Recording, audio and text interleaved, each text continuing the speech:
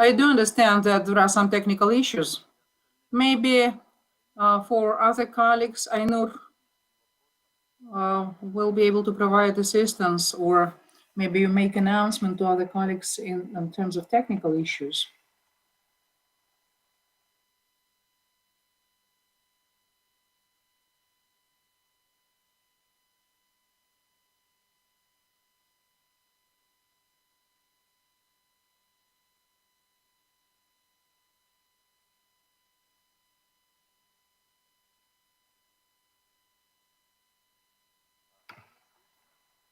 Can you hear me?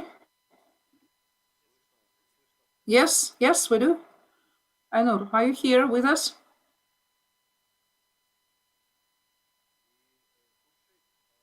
And Khurshid, how are we going to proceed if Elena is not able to get connected?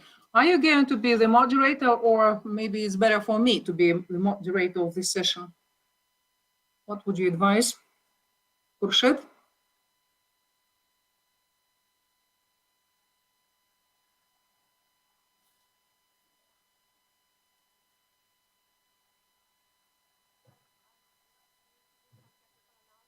We'll start. Okay, can they wait 5 minutes? Oh, no.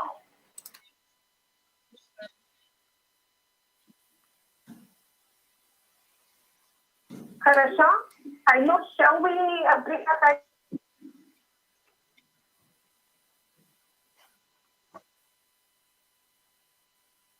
I'm closing the line? I'm sorry for this. I'm actually in contact with the moderator of today's afternoon session. She has some problems with connecting from her home in Turkmenistan, and she will be moving to her office when they have another internet provider. Maybe we have, we think that the internet is blocked at her home, and then she moving to the office, and she asked if we can wait for another 5 minutes, and then maybe I will do some technical announcements. Yeah. So we would like to warmly welcome you to this afternoon session.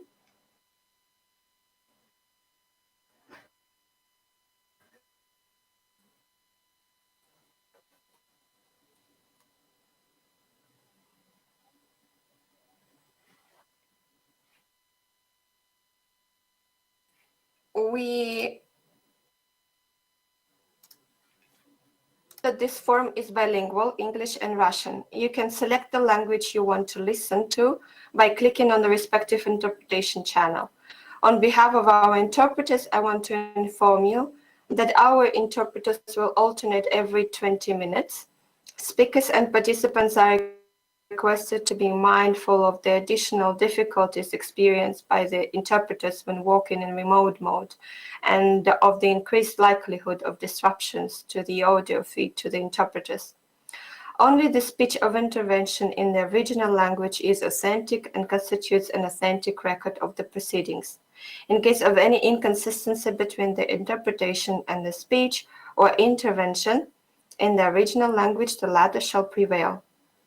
Interpreter service in remote meetings cannot be held liable for interruption of services, pixelation, freezing, or loss of visual input, partial or complete loss of audio, audible artifacts, unauthorized access to personal or confidential data, leaking of information due to inadequate soundproofing, and/or data loss. I would like also to remind our participants that all presentations will be screened from our technical team in Bangkok. Therefore, please don't forget to say next for the next slides, and they will kindly move it for you. We also would like to remind the participants that we have YouTube live streaming for those participants who might have some internet difficulty, because Kuda leads a really very good stable internet provision. With these technical announcements out of the way, I now give the floor to Sultan Mamatovic to continue while we waiting for Elena to join.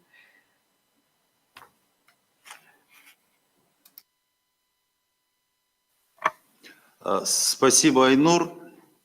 Я думаю, что мы можем подождать некоторое время. Я думаю, это будет полезно в целом. Я хотел бы отметить о том, что действительно наши мероприятия. Distinguished participants, I would like to say that our event is really necessary during the pandemic. So now there is an opinion that this is the second wave. Somebody thinks that this is an ongoing wave. Such contacts in the regional scale is really important. Every day we are facing such issues like border crossing, epidemiological situation in our countries, and all this has an effect, an impact on economic growth. And thanks to such platforms, I think it will promote a deeper understanding of the current processes and the steps that we can make. We have to try everything once a time in our lives, and I think that our conference, today's conference, is an indicator, demonstrates that we are facing digital future. But I hope that next year we will be able to have face-to-face meetings and face-to-face format, and no technical issues will be barriers to our joint work.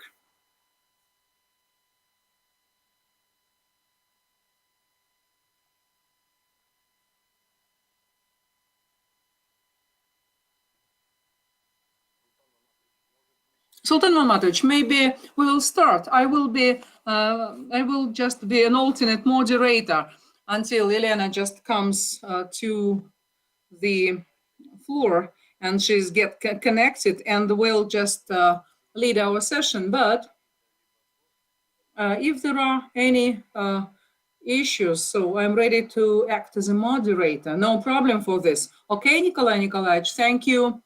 Thank you for your desire to be a volunteer.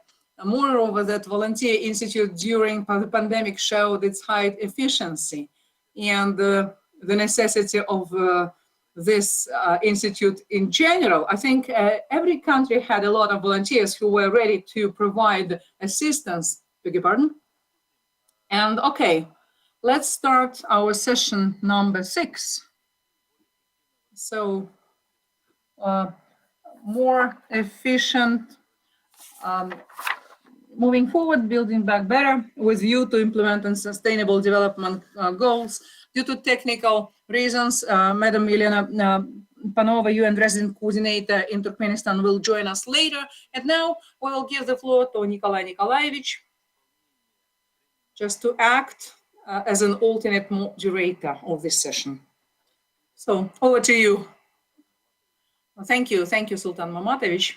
I will try to do my best, and just to substitute Elena.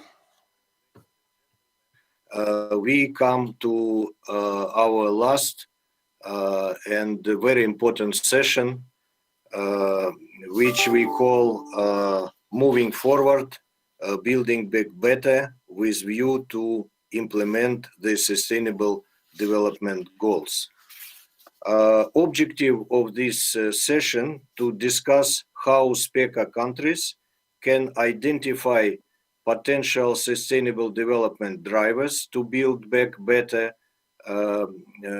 post-COVID-19, to suggest policy directions and focus areas that can drive medium-term recovery and long-term sustainable development efforts in SPECA countries, and to emphasize that regional cooperation and multi-stakeholder cooperation is required to achieve the 2030 Agenda for sustainable development. We have a number of eminent speakers at this session. The first speaker is Ms. Saviya Hasanova. Ms. Saviya Hasanova is the executive director of the Investment Roundtable, a research institute in Kyrgyzstan. During the past 10 years, she has joined national expert teams in drafting MDG's progress report in Kyrgyzstan, voluntary national presentations, and national human development report. She has also been working on small and medium enterprises development issues, including competitiveness of SME, enhancement of their integration into regional and global value chains, women's entrepreneurship development, financial inclusion, and regulation in Central Asia. Saviya is a graduate of the Humboldt University in Berlin, from which she holds Master of Science degree in economics. And I am happy to give the floor to Ms. Saviya Hasanova. The floor is yours. Please, Saviya.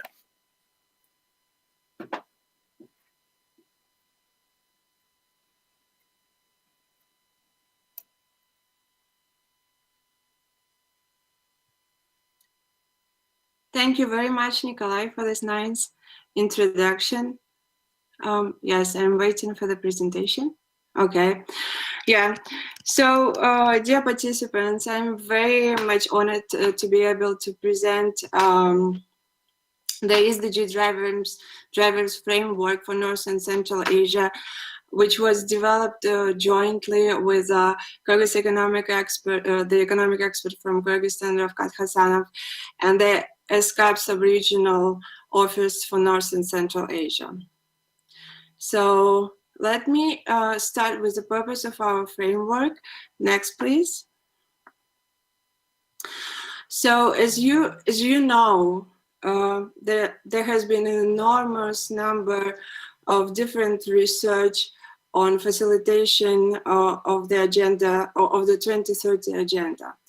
And our task, the task of our team, was to sort of summarize the findings of this whole bunch of the research and put it into a conceptual, comprehensive framework which will enable the governments of the North and Central Asia region, other stakeholders, policymakers, researchers, to assess, evaluate, and most importantly, to identify the actions which are necessary to accelerate the progress towards the 2030 agenda.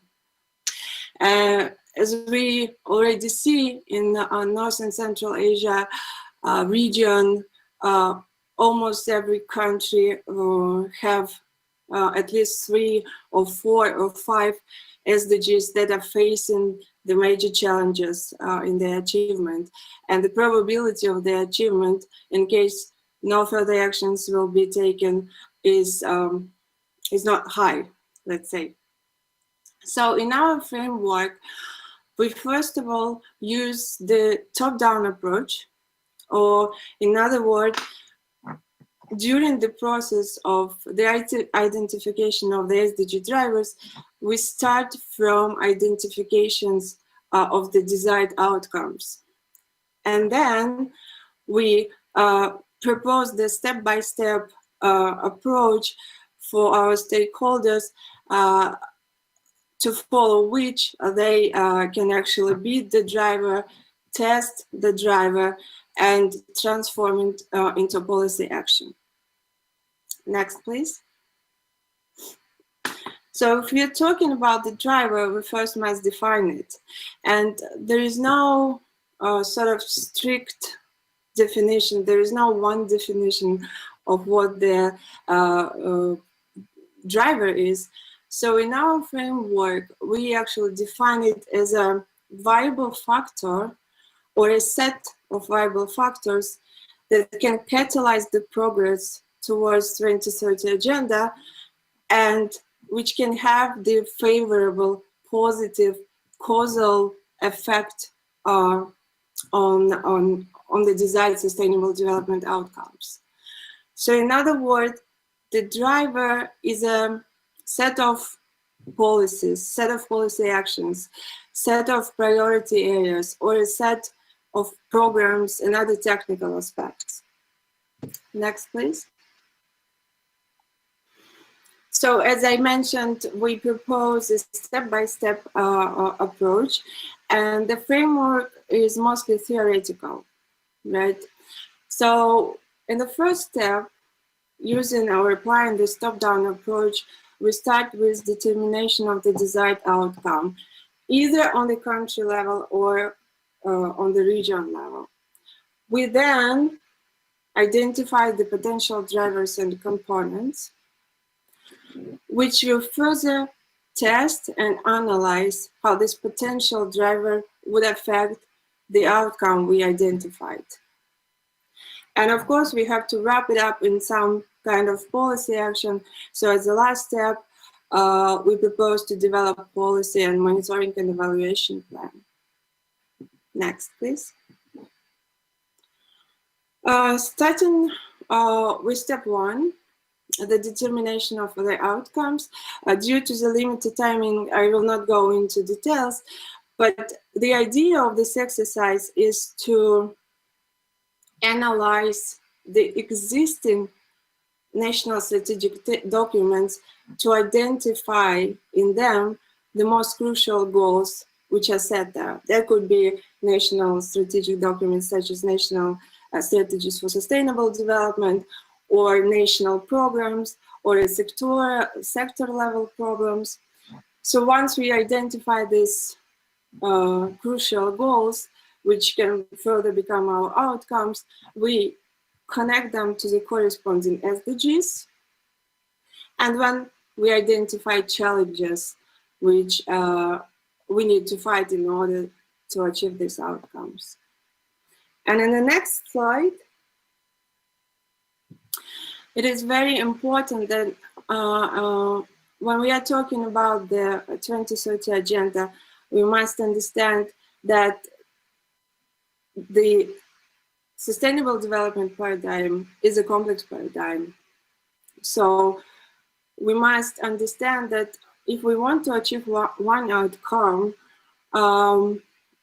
it's not the sole achievement, but we must understand the interlinkages between outcomes and different SDGs.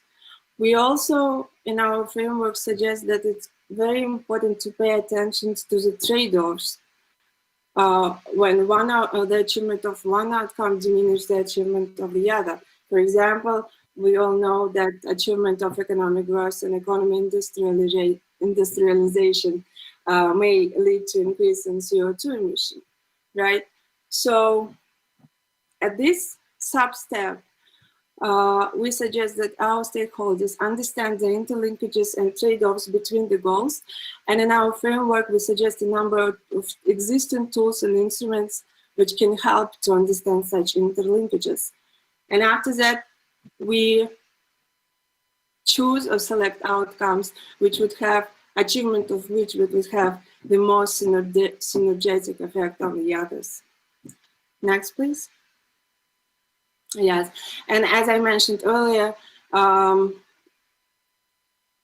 when identifying the desired outcome, we also must pay attention to the challenges which constrain the achievement of this outcome. We suggest that each country identify their own challenges with respect to their own development conditions, but in our framework, we provide examples of a number of challenges which we consider the most important for the North and Central Asian region, particularly in the context of COVID-19 pandemic.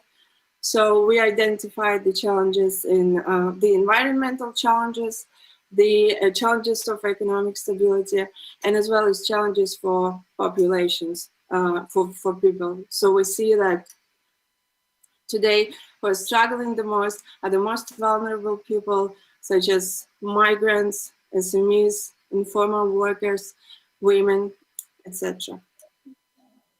Next, please.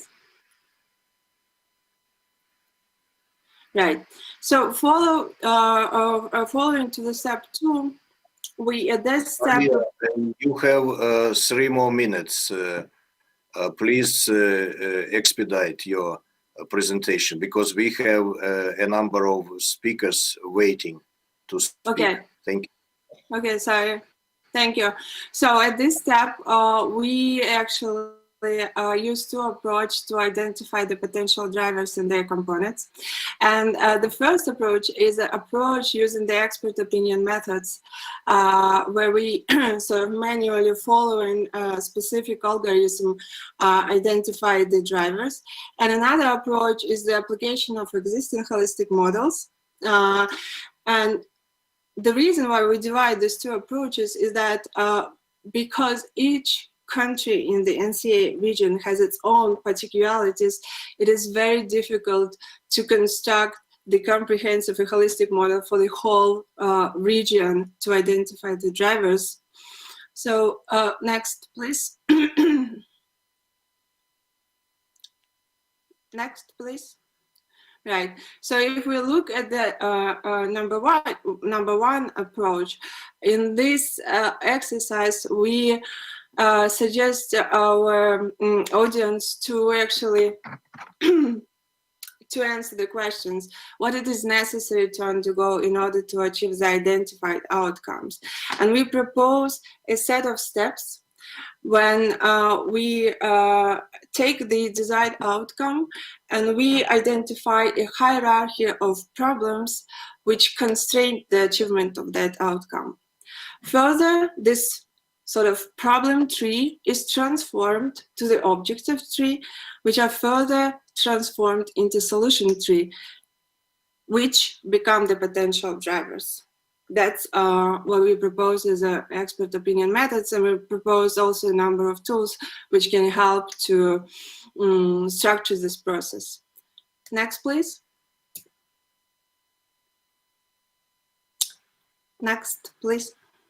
Yeah, so schematically, this can be illustrated here at this checklist scheme.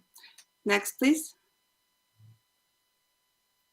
So at the second approach, as I already mentioned, we use the existing holistic models, for example, such as ISDG model or International Futures model, a model which have already predetermined a set of drivers facilitating the achievement of different SDGs.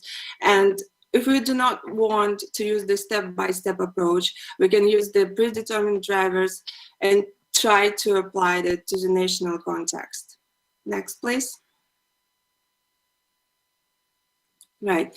And once we identify the problems, it doesn't stop there, but we have to understand whether the potential driver can have the causal effect on our outcome. And therefore, here we use the usual, quite traditional checklist for analysis such a relationship when we formulate the equation and using different quantitative econometric techniques to test the relationship between the driver and outcome. Next, please. Yeah, that's just an example we provide from the 2013 MDGs Progress Report, where the poverty model for Kyrgyzstan was elaborated. And in this case, it can serve as a tool of how we can actually test the relationship between the driver and outcome by applying simple multiple regression model. Next, please. All right, and concluding, at the step 4, we need to transform all our findings about our drivers into some policy action. So we propose to draft the implementation plan taking into account stakeholder analysis. We of course have to think about the allocation of funds we need to from budget to implement this policy, and we also draft the monitoring and evaluation policy and connect and evaluate this to the national priorities with SDGs. So I will stop right here. Thank you very much. And in case there are any questions, I will be happy to address them further. Thank you. Thank you very much, Savia, for excellent presentation.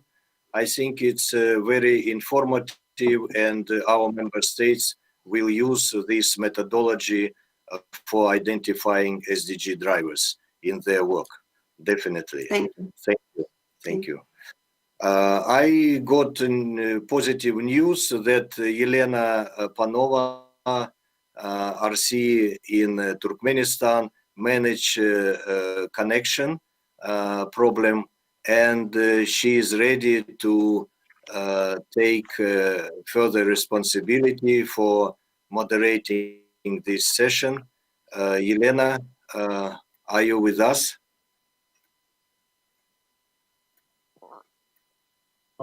Yes. Good afternoon, Great, everyone. great. This is Elena Panova, the resident coordinator in Turkmenistan. I'm taking over the facilitation with apologies, for the technical difficulties which we had, which prevented me to take the session from the beginning. So I would like to thank Mrs. Hasanova for her presentation, which really provided a very useful framework for identification of drivers for achieving the SDGs. We all understand sustainable development is a very complex paradigm, the success of which really hinges on understanding of interlinkages between social, economic, and also environmental development pillars. Even more important is to account for potential trade-offs in order to find the optimal set of drivers for building back better and achieving the SDGs. I'm sure the framework which Mrs. Hasanova provided can serve as a very useful instrument in designing respective policies in the SPECA countries. And I really hope that at the end of this session, we will hear more reflections from the country delegations. So, dear participants, let me now invite the second speaker of this session, Mrs. Elizabeth Turk. Ms. Turk is the Director for Economic Cooperation and Trade Division at UNECA. Yeah, we can see you, Elizabeth.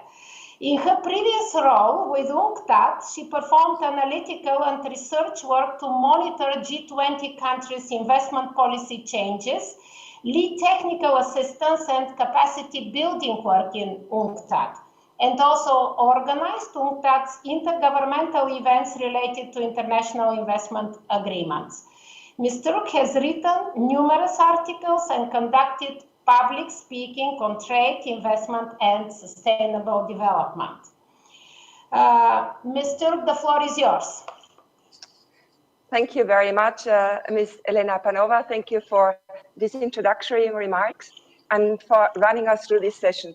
It's a great pleasure for me to participate in this year's SPECA meetings.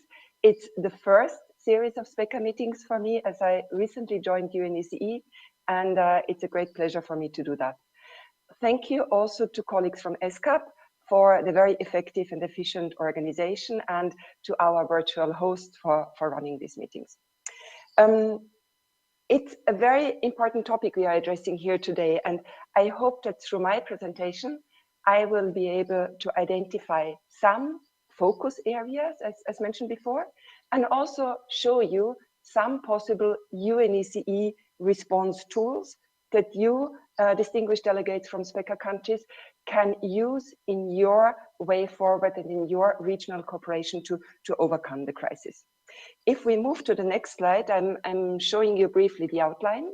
We will touch on the health and economic impact, but only very briefly. I will identify 4 COVID-induced challenges and respective UNECE response tools.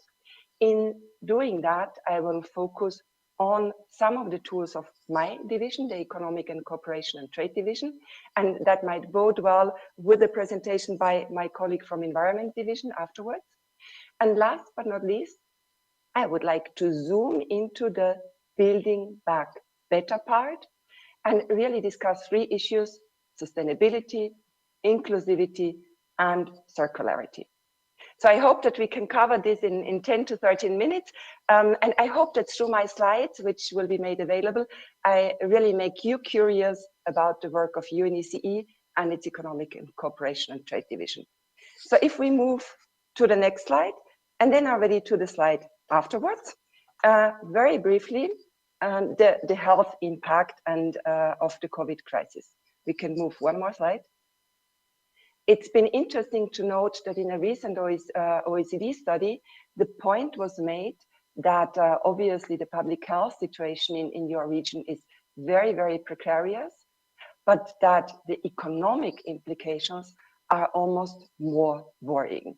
And I won't go into detail here. Very interesting study. We move to the next slide, please, where we look a little bit at the economic dimension of the COVID-19 impact. And what do we see here? Well, we see that the effect on speaker economies is significant.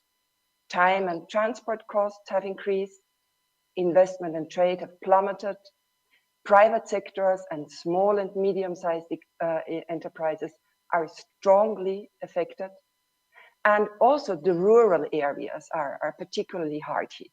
So all these are 4 very worrying trends and developments we are seeing. Now, what the crisis has done, it has really amplified and strengthened some of the challenges that have already been there before. That your economies are heavily dependent on select growth drivers, that we sometimes see low productivity and a resource-intensive growth model, the high level of informality, and the low levels of connectivity and digitalization. So when looking at that, at the COVID impact and at the underlying challenges, we really have to remember that trade, investment, and innovation can serve as sources for growth, for your economies, and also for building back better. So I won't go into the charts. I'm sure Mr. Holzacker from CAREC will have some interesting data to show. We move to the next slide. And then one slide further, namely the COVID response. If we move to one slide further, this is the outline of UNECE's action framework for response to the COVID-19 crisis. And we have developed that already in June 2020. And this is for all of UNECE, for the whole house. We have identified 3 pillars: facilitate connectivity, address transboundary and other risks, and support a green and resilient recovery. And for each of these pillars, you can, in the document for which we are providing the link, you can see the different ways of how UNECE helps respond to the challenges. On the visual here in light blue, those responses that are provided amongst others from my division, and I think you've discussed some of them already. For example, facilitating trade through the exchange of electronic information and harmonization of standards and regulations. Mr. Mario Apostolov, regional advisor in my division, I'm sure he has dealt with you in detail about trade facilitation and the digitalization of trade facilitation procedures. So if we move forward, here you see in more detail the contributions of the Economic Cooperation and Trade Division. As I mentioned already, trade facilitation, but also removing non-tariff barriers to trade, using new technologies, harnessing innovation to drive sustainable recovery. And I hope that in this document, you will find some interesting tools for your policy action. Let us move to the next slide and let us come back to the 4 challenges I have identified before. Time and cost of transportation increase, investment and trade plummeted, private sector is strongly affected, and the rural areas are particularly hard hit. So for those 4 priority areas, again, you will find some responses in the portfolio of instruments UNECE is providing. We've already touched upon trade facilitation and digital trade facilitation. Let us look a little bit at, and that's a response to the increase in time and cost of transportation. Let us briefly look at investment and trade, both of which decreased, plummeted significantly. What are possible response tools here? So you may wish to look at UNECE's instruments on people first, PPPs, public-private partnership, very important tool to trigger investment, to trigger financing. You might also wish to look at UNECE studies on non-tariff measures and the impact on SMEs. And we are very pleased that we could do a series of studies for beneficiary countries of UNECE, amongst which SPECA countries. When we look at the strong impact on the private sector and particularly SMEs, again, I would like to flag to you some of the studies and analytical work we are doing, but also our support on the area of innovation. And innovation is really one of the sources of growth, of dynamism, of also private sector activity. And I'm very pleased that we are supporting SPECA also in the area of innovation and technology. I understand next week we will have a series of meetings with the working group there. Now, the fourth challenge was the fact that rural areas were particularly hard hit. And here, let me flag to you UNECE's work on agricultural quality standards. Here, we negotiate quality standards for agricultural exports, including dried fruit, kernels, very important exports of your region. And we have also empowered farmers, cooperatives to engage more proactively in such exports through a multi-agency project in this area. Last but not least, public-private partnerships are also very important for rural areas when it comes to infrastructure. I guess my colleague from Environment will talk more about water and related challenges. If we move to the next slide, that brings me to the last part of my presentation, and we move one further, please. We really now look into building back better. And in addition to addressing the, I would say, like traditional COVID challenges, let us now take the perspective of building back better. And let me flag 3 keywords for you here: sustainability, inclusivity, and circularity. So we all know the SDGs, and we've heard before from our first speaker about the important interactions and interlinkages between the SDGs. So neither the SDGs nor the 3 concepts of sustainability, inclusivity, and circularity can be clearly delineated, but they are really important entry points. And again, I would flag to you some of the responses that UNECE can provide to you here. Principles of sustainable trade that you have adopted, for example, our support there for sustainability, our work on food laws for inclusivity, and our work on waste for circularity. In the slides, you will find several examples of responses, but for the sake of time, I see I've spoken almost 10 minutes. I will just flag 3 very briefly for you to make you curious. So let's move to the next slide, namely the SPECA principles for sustainable trade. And I commend you, SPECA countries, for having adopted these principles last year in Ashgabat. You've been very timely here because sustainable trade is a key topic these days in Geneva. We are having this week the Trade and Environment Week in WTO, the World Trade Organization. Sustainability is making its way into the multilateral trading system.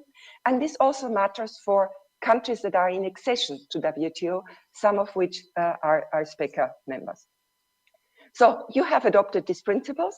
We are currently developing 6 analytical studies to look at the potential strengths and weaknesses of your economies when it comes to implementing the principles and really benefiting from sustainable trade.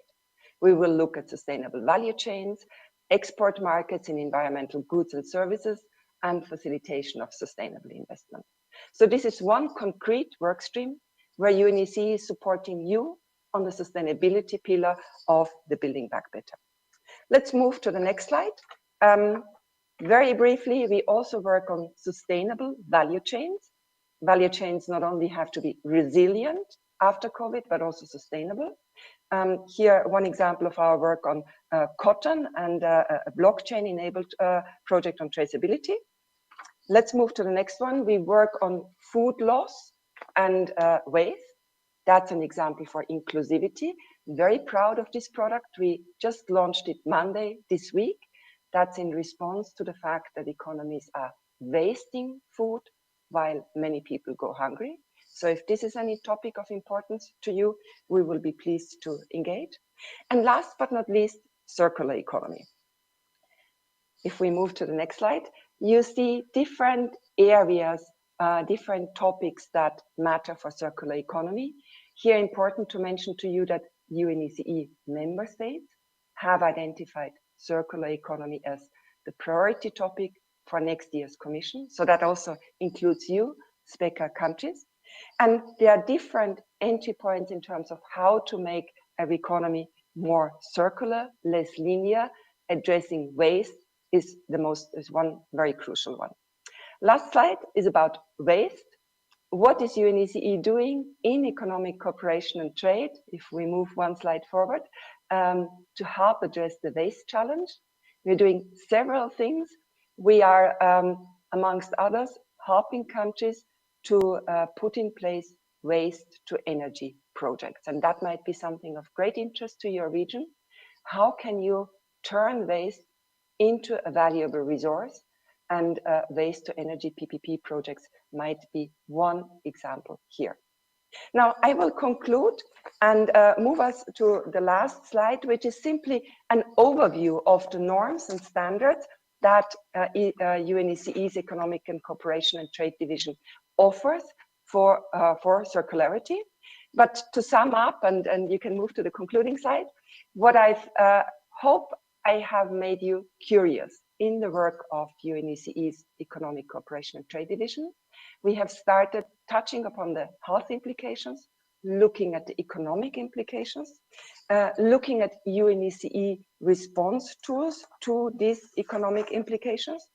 And then we have zoomed into 3 concepts of building back better. Sustainability with the SPECA principles on sustainable trade, inclusivity, for example, our work on food loss and waste, and last but not least, circularity, very important topic also for UNECE, and our work on public-private partnerships, waste to energy. So with this, I leave you. I thank you for your attention. I look forward to any questions, and I look forward to taking that further with you, distinguished delegates from the SPECA countries, and to assisting you in your efforts to build back better. Thank you. Back to you, Ms. Elena. Thank you.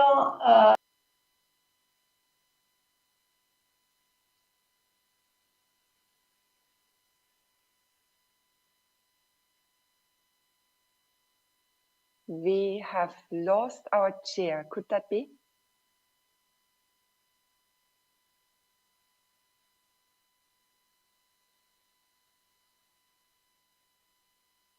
A quick note to the tech team. I cannot hear the resident Colleagues, coordinator. can you hear me now? Yes. Can you hear me now? We Very can good. hear. So Elizabeth, thanks a lot for your presentation. Thanks a lot for providing this very comprehensive overview of all the tools and instruments which UNECE and specifically the Division on Economic Cooperation and Trade has available to the SPECA countries and also beyond. And thank you for zooming into the main principles for sustainable building back better. I believe we all have been observing during this pandemic the tendency where a number of countries around the world have chosen to return to very protectionist policies in order to ensure the self-sufficiency of their economies. And yes, in short run, this might have been helpful for those countries. However, as you were also mentioning, at times, these important times, long term, such policies most probably will not bring sustainable outcomes, especially for smaller economies, as those in the SPECA region. I think you all will agree with me on the importance of enhanced regional trade and connectivity for building back better. This is, one of the most important outcomes for me. And here I would like to go back to the opening remarks of my colleague, the resident coordinator in Kyrgyzstan, Ozonia, who in his opening remarks yesterday also emphasized that the landlocked status of the SPECA countries necessitates prioritization of trade and connectivity as a vital source of growth and building back better. So let's leave it here. We will hopefully hear from the country delegations. And now I would like to move on and invite Mrs. Sarango Radnacha, who is the regional advisor for the environmental program at UNECA. Sarango has extensive experience dedicated to improving conditions for environmental and sustainable natural resource management in the private, public, and also international organizations. Following undergraduate studies at the University of Humanities Studies in Moscow, she joined the Mongolian Ministry of Nature and Environment.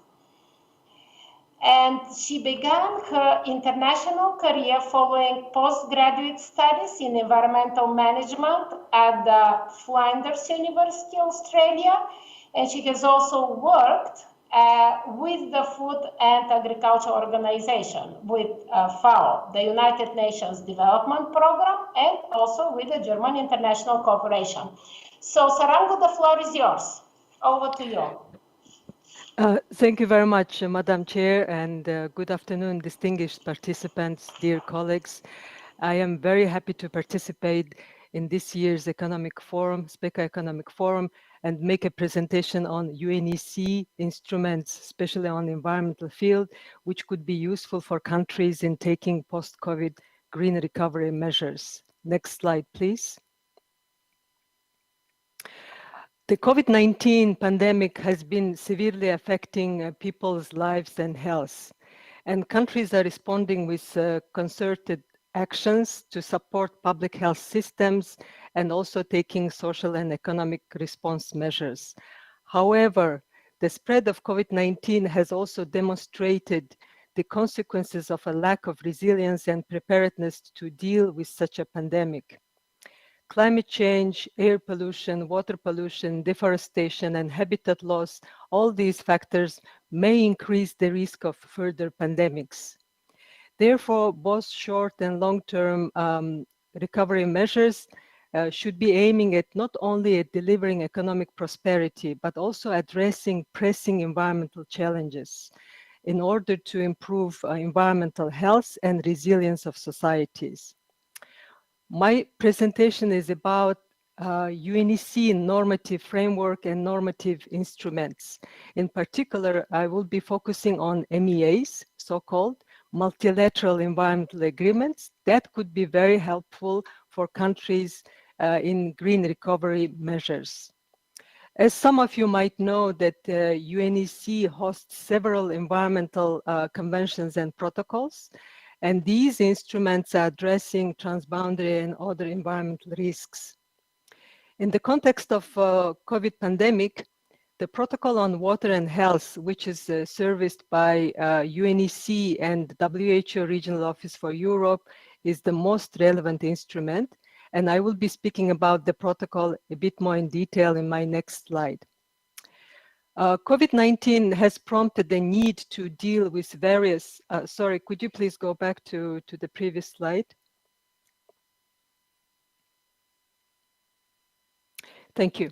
The Protocol on Strategic Environmental Assessment is helping countries to ensure that environmental and health risks are fully identified and assessed so that environmental issues are integrated in the development of plans and programs at the very early stage.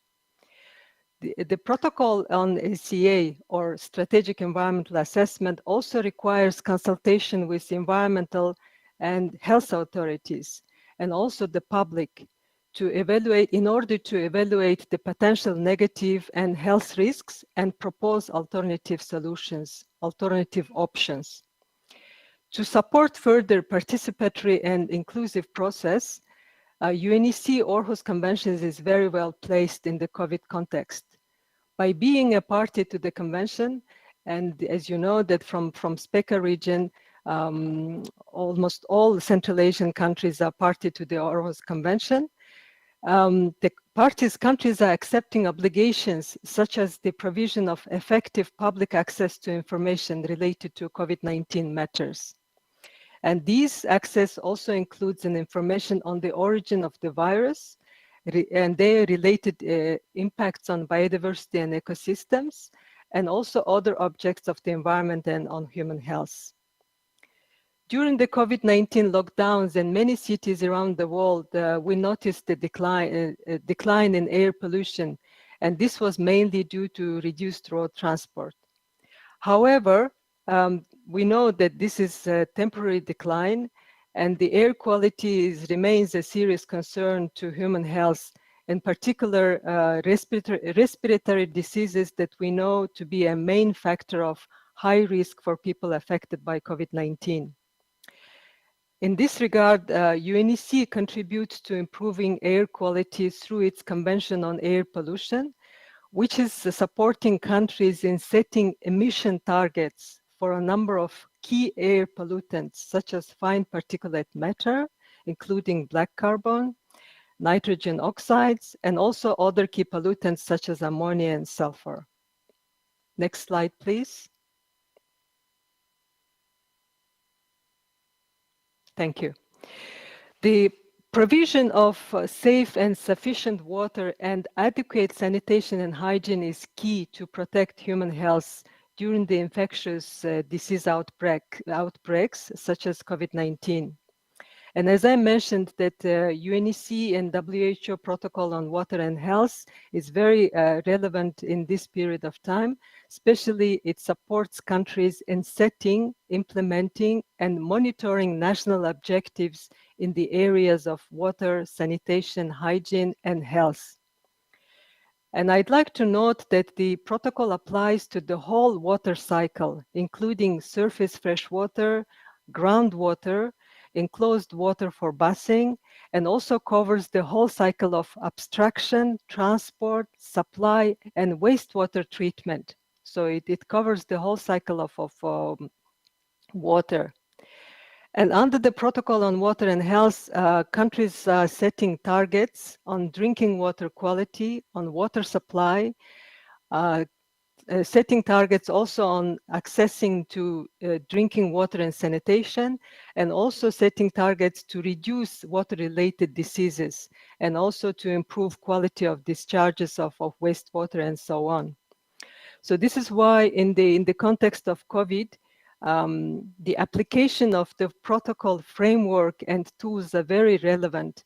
And this instrument could be used also setting targets specifically focusing on COVID, and in order to increase prevention measures, strengthen recovery measures, and also like better prepared for in case of future pandemics. And specific targets could be set on equitable access to water and sanitation. For example, setting targets to most vulnerable and marginalized groups of society, and also including by ensuring affordability of water services. This is particularly important for COVID-19 context because users may continue consuming more water for frequent hand washing. And protocol also could be used in setting targets, specific targets on institutional wash, so-called institutional wash, meaning that the wash targets or water sanitation and hygiene targets could be set in all settings, especially in schools, educational institutions, and healthcare facilities. Last but not least, I would like to highlight that there are already some evidence exists that it's very important to carry out environmental surveillance in wastewater. And this topic is raising a lot of interest in monitoring COVID-19 outbreak, because wastewater surveillance is faster than clinical reporting to identify clusters. And by identifying cluster, it helps to formulate or identify most effective response measures. Next slide, please. Thank you. So I was asked to keep my presentation under 10 minutes. So this is my last slide. And so far, my presentation was focused on UNECA environmental conventions and instruments and how they could support countries in green recovery measures. But my last slide is to speak about the issue-based coalition on environment and climate change, which was established early this year. And this issue-based coalition is providing regional platform, which comprises of 18 UN agencies. So we have 18 member agencies pulling together all the resources to provide support and advice to the countries and UN country teams. And this platform is chaired by UNECA, UNEP, and UNESCO. And with the objective to promote coordinated support to all member states in the implementation of the 2030 agenda, and also supporting UN country teams in the region on environmental and climate change issues. And since we established this coalition, and this also coincided with the COVID outbreak, so far we have done some activities and implemented actions in helping with green post-COVID recovery measures. And in August, for example, this year, we issued the summary recommendations on COVID-19 recovery. And at the moment, we are developing a compendium of measures to green and post-pandemic recovery. And this will be, we hope that it will be very helpful to speed recovery, build back better, and at the same time accelerating achievement of SDGs. And this compendium development is a response to a request made by resident coordinators. And each of measures will consist of a brief description, summary of costs and benefits, because it's very important to show why such a green post-pandemic recovery measure is proposed, because we could also evaluate it in terms of economic costs and benefits, and case study showing how it is done in practice, because many countries already successfully implementing the post-COVID recovery green measures. And we also, for each measures, identifying the key related SDG targets, and also providing set of resources that could be useful for countries and also UN country teams for further reference. So this is the end of my presentation. So thank you very much for your attention, and I'm ready to answer your questions if there will be any. Thank you. Over to you.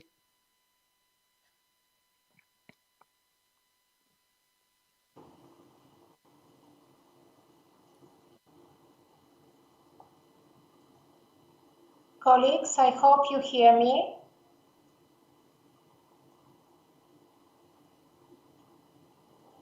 Thank you very much, yes, we can hear you. Very good, thank you. Thank you very much, Sarango. I will just, say one sentence before I give the floor to the next speaker. I hope you would agree with me that green and resilient recovery should be one of the key drivers for building back better. And I believe that the UNECA multilateral environmental agreements and also all the instruments at hand, which are at the disposal of the member states, are a very solid base for the countries in SPECA to move to green recovery. Thank you very much, Sarango. So now we move on, and I would like to invite Ms. Louise Chamberlain. Luis is the UNDP resident representative in Kyrgyzstan. Prior to her current assignment, she worked as resident representative in Ethiopia. Her career experiences also include working as a country director at UNDP Vietnam and UNDP Ethiopia, as I just mentioned, deputy country director in Tanzania, assistant resident representative in UNDP Sri Lanka and UNDP Somalia. She also worked as a project evaluator and monitoring assistant in Palestine and M&E specialist in the World Bank before joining the UN.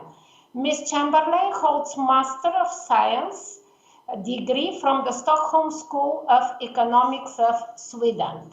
Luis, the floor is yours.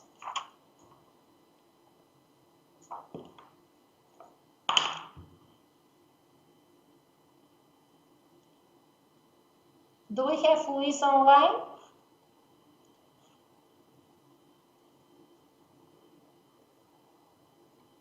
Yes, we do. Please give her a moment. Okay.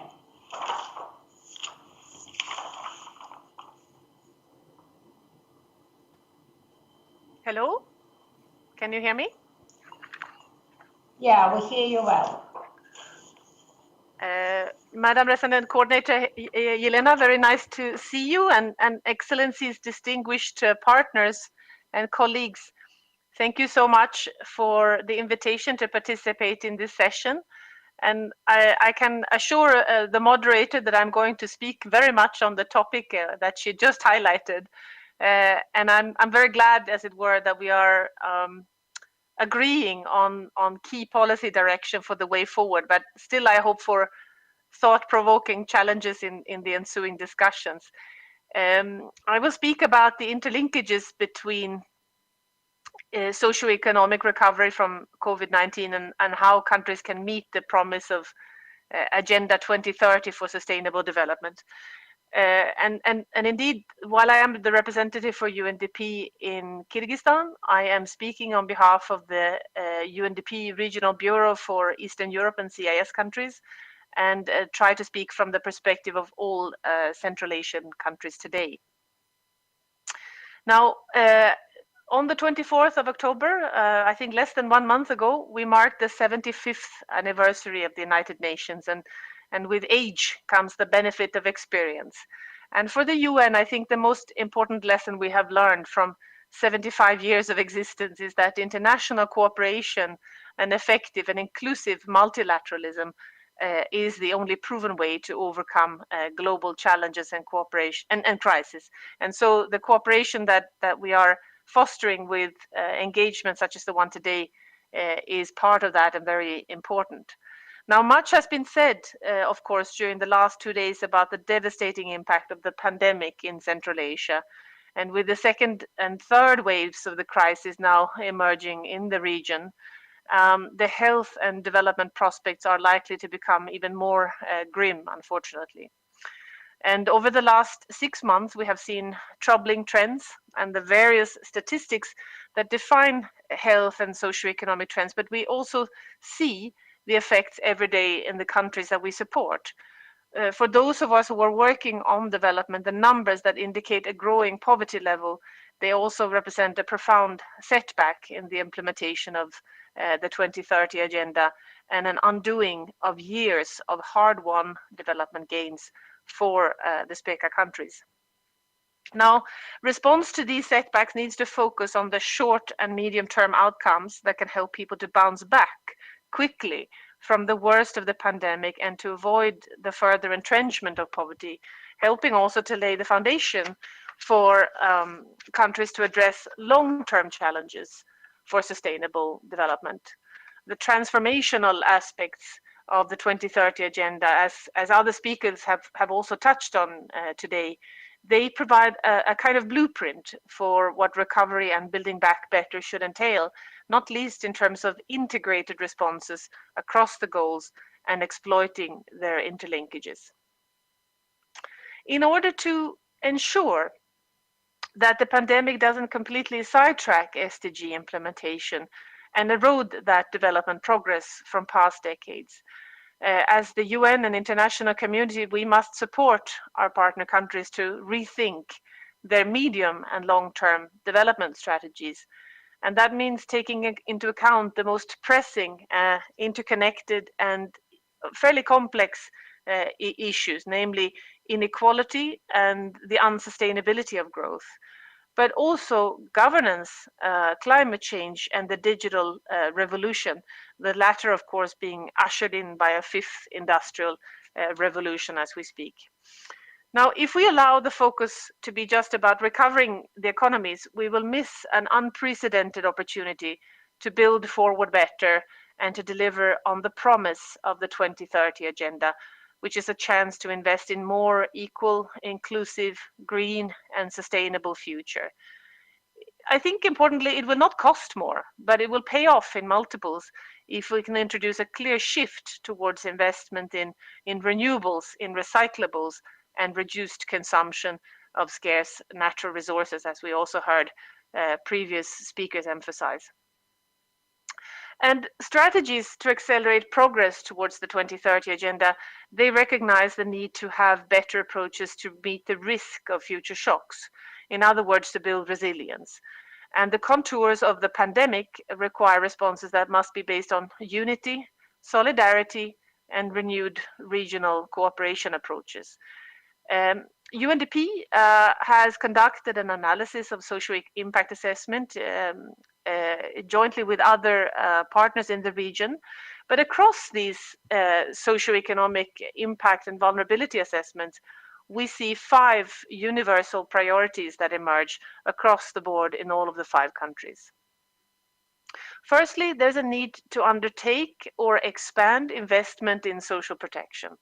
Despite some well-developed social protection systems and relatively high expenditure on social protection in Central Asia, UNDP's analysis highlighted significant gaps that either have been underscored or emerged due to COVID-19. This concerns in particular the emergence of new vulnerable working age populations and those working in the informal sector. And so the current crisis creates an opportunity to rethink and redesign social protection systems to become more flexible, more shock responsive, and also counter-cyclical.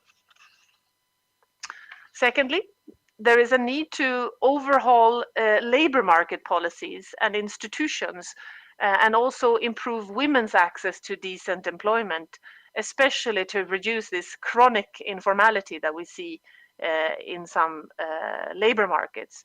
This imperative comes from demographic patterns and peculiarities of labor markets, characterized in most Central Asian countries by low productivity agricultural employment and a high degree of precarious and unprotected informal work. Thirdly, in order to overcome the barriers and limitations of current development practices and to truly accelerate growth, we must invest in innovation and digitalization. This resonates strongly with policy priorities of all Central Asian states who are looking to modernize service delivery, trades of goods and services, to create new jobs and improve access to education. But the digital potential hasn't yet been fully leveraged. And so we need that investment or an injection in hardware, in policies and solutions. And UNDP is proud to support the governments in the region on this digital transformation through several ongoing projects. Fourthly, we must redouble our efforts on SDG financing and public finance management. This work is well underway in several Central Asian countries where UNDP and other agencies are supporting the governments to establish integrated national financing frameworks. They are really tools to steer financing towards key priorities of the SDGs and to promote transparency in the use of public funds. Linked to this is additional effort to improve transparency in the use of public funds and improving also the conditions for private investment to grow. And fifthly, we need environmental innovation and climate solution to uphold this climate promise. A green route out of the crisis is not only possible, but can be economically effective. UNDP is already supporting all countries in Central Asia to address the ongoing impacts of climate change and is bringing expertise and practices for green recovery. Now, I mentioned already the importance of investing in women and gender equality, and I think this is possibly a sixth issue, key concern as an opportunity to really build forward better, to take this opportunity to empower women within the economies and to create work opportunities for women. So it's by tackling these issues together that we can ensure a resilient recovery from COVID-19 and accelerate in this decade of action to deliver on the global goals. So in conclusion, I would like to thank very much the government of the Central Asian countries for your trust and cooperation. Of course, thanks to UNECA, UNECE, and other UN agencies for really excellent cooperation on these policy priorities. UNDP remains committed to continue working side by side with you and with the countries of the region to accelerate progress on Agenda 2030 and on the SDGs. Thank you very much.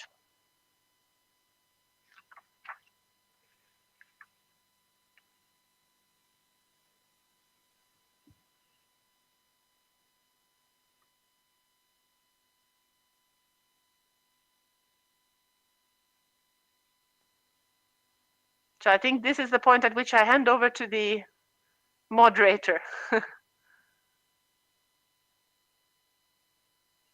But of course, I'll also be very happy to answer questions.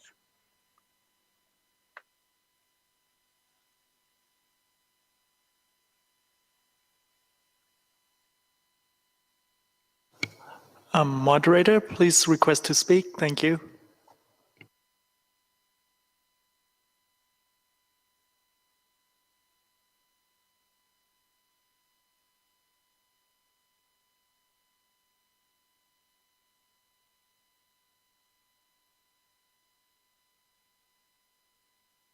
Moderator, please click request to speak. Thank you very much.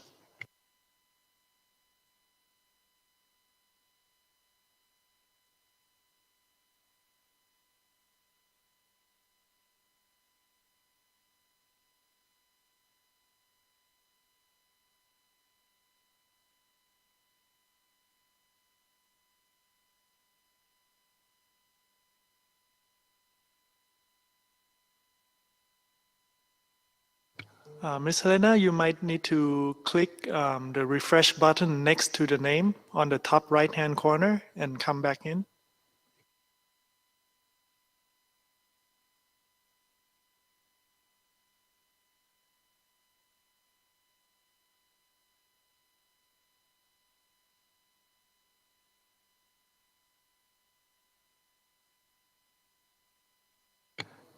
Ms. Helena, there's a refresh button on the top right-hand corner next to the name.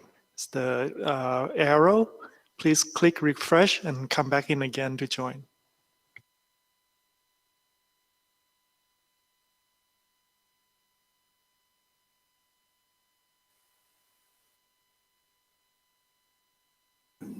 Николай Николаевич.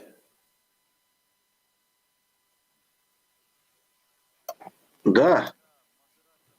Пока модератор, проблемы со связью, может, вы дальше, да? Хорошо. Mr. Pomocnikov, whilst we experiencing problems with Elena, you can probably take over moderation.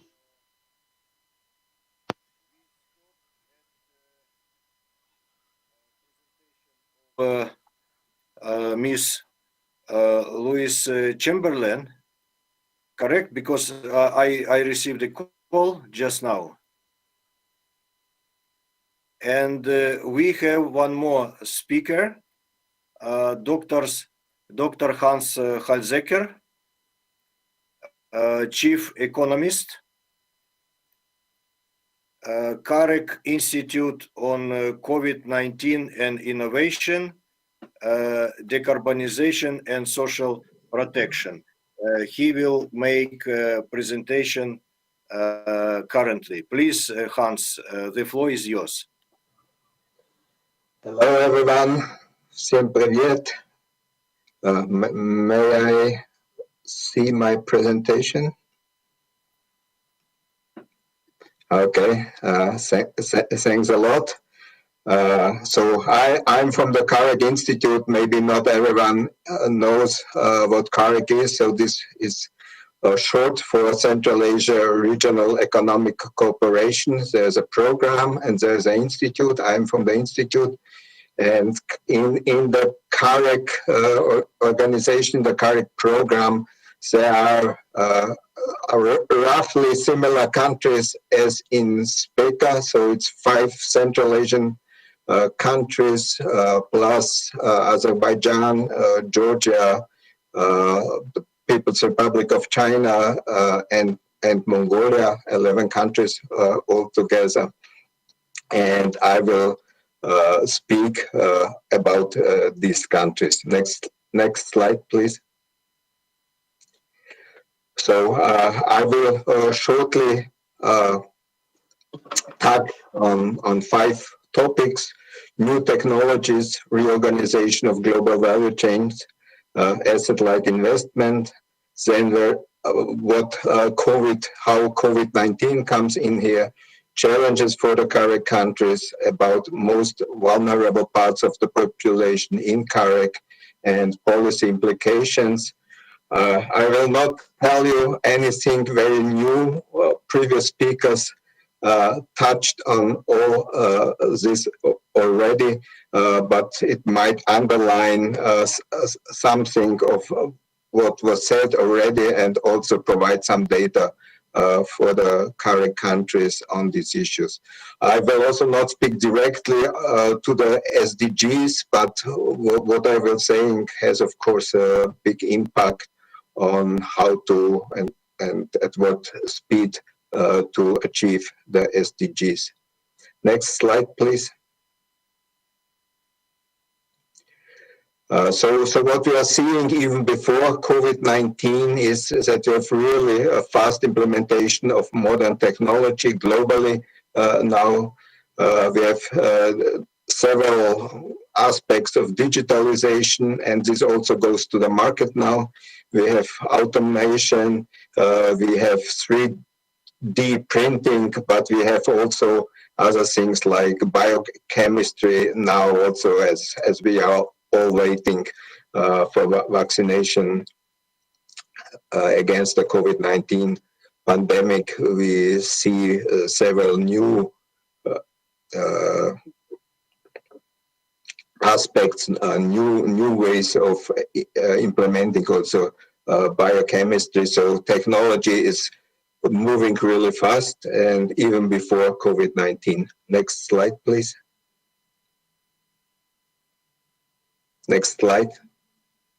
Thank you. So just to show also very famous 5G will even faster move technological progress.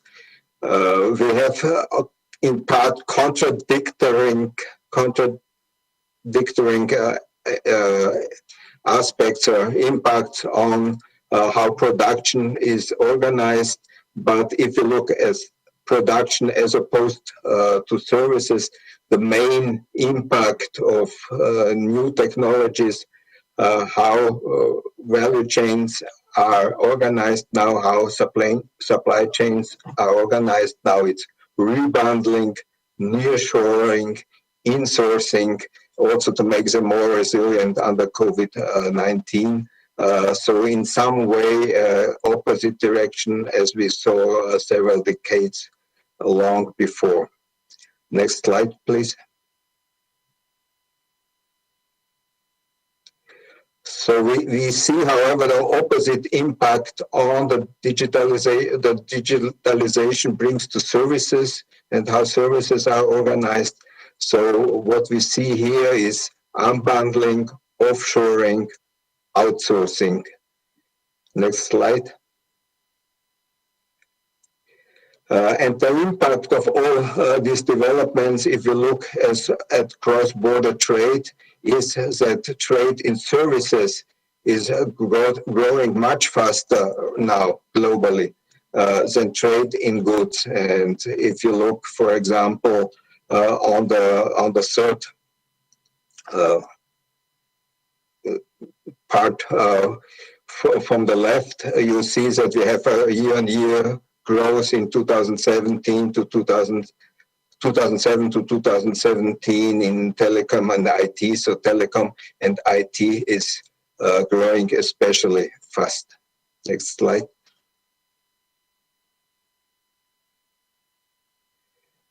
So the conclusion for all this development is that tangible in general and tangible trade and tangible investment specifically is stagnating, and intangible trade and investment is growing. What you see here on the chart is the orange lines are for exports of goods and FDI, and the green lines are a licensing fee and export of services. So we are really, since 2010 roughly, we really see a decoupling of growth in intangibles from growth in tangibles.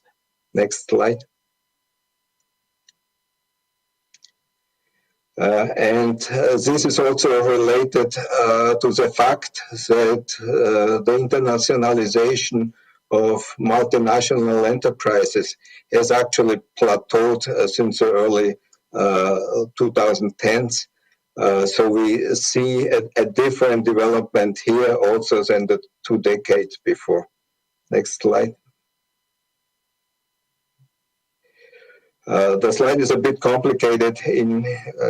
For the sake of saving time, I will not run you in detail through the slide, but the green part, the highlighted greenly figures basically say that we are moving in the tech area to more asset-light investment. So we see for the same amount of share in foreign sales, we need less asset investment in foreign countries. Next slide. So this is related in part to non-equity modes of international governments, such as contract, manufacturing, farming, licensing, franchising, managing contracts and concessions, including at the conference often mentioned private-public partnerships and strategic alliances. Next slide.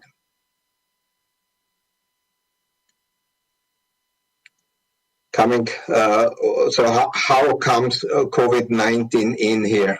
Next slide. As mentioned in this conference also several times, and I will here also not go into detail, we have a sharp increase in how fast digitalization is moving. COVID-19 accelerates some global megatrends such as digitalization and reorganization of global supply chains.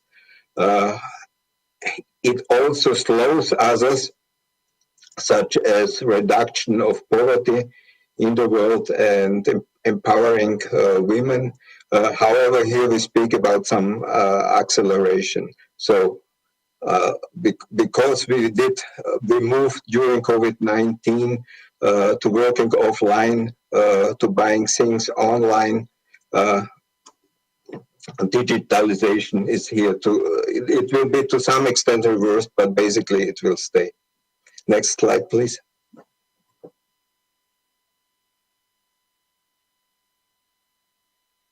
As I mentioned, we have some global developments affecting foreign direct investment and internationalization. And this year, of course, COVID-19 is further muting foreign direct investment and is also strengthening this underlying trend. Next slide. COVID-19 also reminded us how much CO2 we produce, and many speakers underlined the importance of these issues also for building back better. Next slide. Next slide, please. So where do the CARIC countries stand in this respect? Next slide.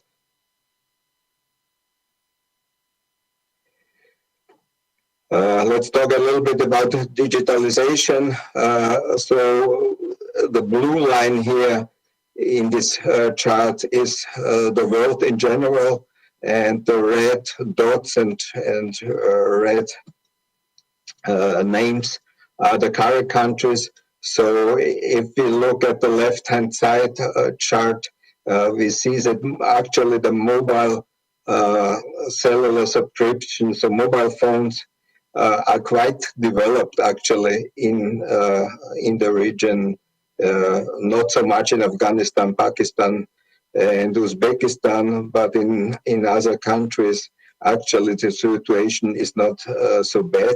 The situation is much more complicated with regard to broadband subscriptions.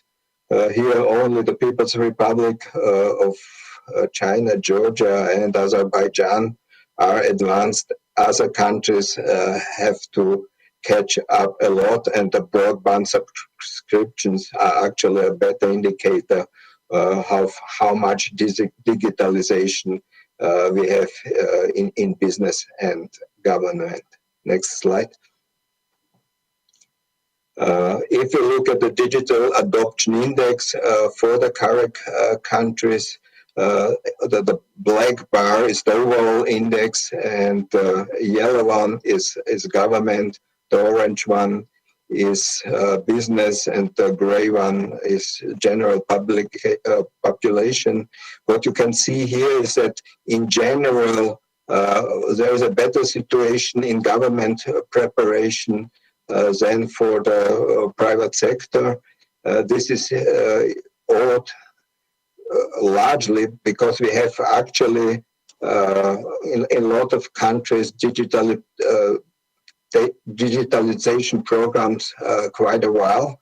However, they focus more on such things like e-government and similar. Also very important, and this needs also be further advanced also in terms of customs, for example, as we heard at this conference before. However, there is also a lack of basic access of the private sector to what is needed, and we need a lot of programs to advance here more. Next slide, please.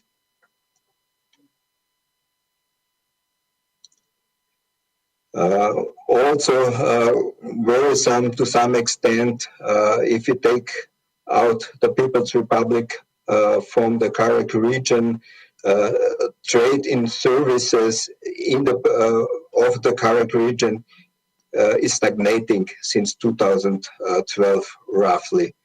So this is as opposed to the global trend, as I was showing before. So it underlines again that CARIC needs to increase efforts in moving to digitalization, and especially also in moving to the production of services. And not only actually production, also the import is stagnating. This is in part related to where we stand with mining and exploration and engineering services imports. But in general, we need also to have more imports of services to develop faster. Next slide, please. This shows you CO2 emissions per capita as an indicator of how green the region is. So as you can see on the left-hand side, also in absolute terms, Mongolia, the People's Republic of China, Turkmenistan, and Kazakhstan has quite high emissions. On the right-hand side in the chart, this black line is actually a global regression line between GDP per capita and CO2 emissions. What you can see here is that most of the CARIC countries are more or less in line with GDP capita when it comes to CO2 emissions. However, again, Mongolia, the People's Republic of China, Turkmenistan, and Kazakhstan produce a lot more than GDP of capita would suggest. This is in part, of course, related to the industry structure, and in Mongolia, Turkmenistan, Kazakhstan, also that they are big hydrocarbon exporters, but this makes it even more urgent both to green the countries inside, but also adapt to the global decarbonization efforts. And as we know, Europe has a big program now for decarbonization. Also, the People's Republic of China announced new targets for 2026. So it's really important that the countries increase efforts to deal with this new environment. Next slide, please. As I mentioned before, also we see some changes in internationalization and especially FDI flows. And here, of course, if you look at the right-hand side of this slide, so the blue line is shows also kind of flattening. So this means less. Since 2017, we have less FDI inflows into the region. On top, most of the FDI inflows went into Kazakhstan. It has the lion's share, and also within FDI, most of FDI went to the mining sector, including hydrocarbons. So there arises also the question, is it enough FDI? Can we do more FDI also outside of mining for all the countries? And can also this mentioned new forms of international governance be more exploited to increase technology transfer and other management transfer and other important things which come with FDI. Next slide. Several times it mentioned in this conference the high importance of innovation for building back better.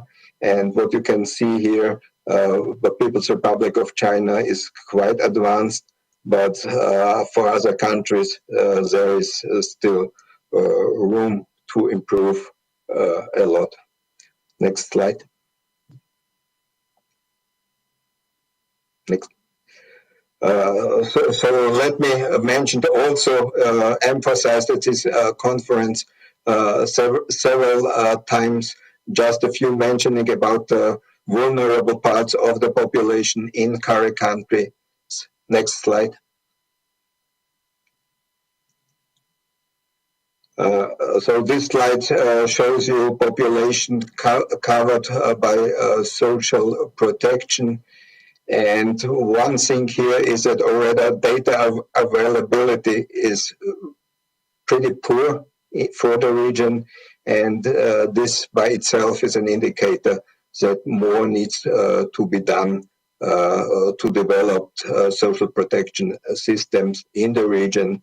And this is now especially highlighted by the COVID-19 pandemic and the implication and consequences it has on the social well-being of the populations of these countries.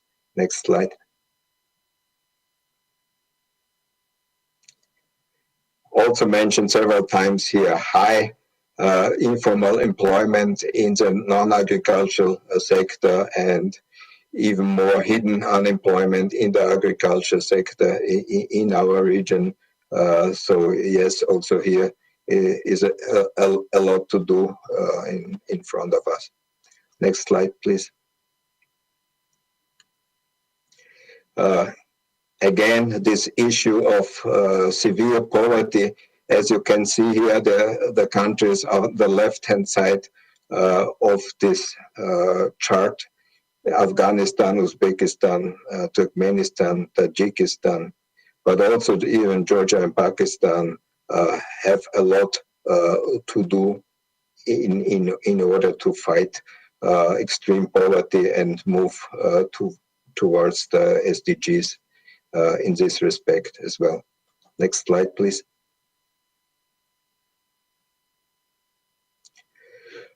Policy implications.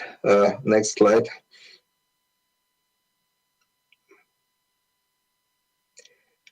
I will not go in detail through this. There was said a lot at this conference, a lot of good ideas, a lot of good projects, and really they need to be implemented and moved forwards. Let me just repeat what I more or less indicated before. So current countries need speed up digitalization.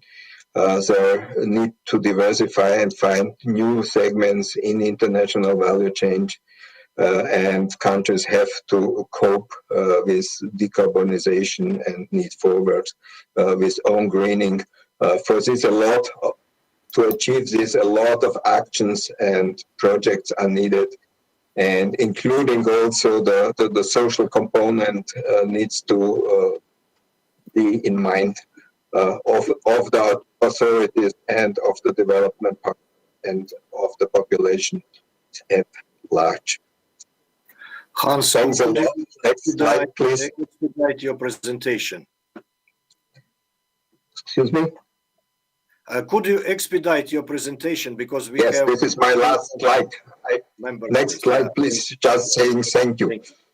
And I want to thank all the organizers, and many thanks to all the interesting speeches I heard at this conference, and many thanks to the participants for the interesting discussion. Thank you. Thank you, Hans, for excellent presentation as usual. And I think we enrich each other, ESCAP and CAREC, exchanging research papers and findings in different areas. And I highly appreciate your contribution to this work, because it's really very interesting and provides a lot of information how to improve and how to build better. So I give the floor back to Elena, please. Thank you very much, Nikolai. Indeed, with some interruption, I'm back. Thanks for your patience. Dear participants, we have listened with this last presentation to all the presentations of this sixth final session.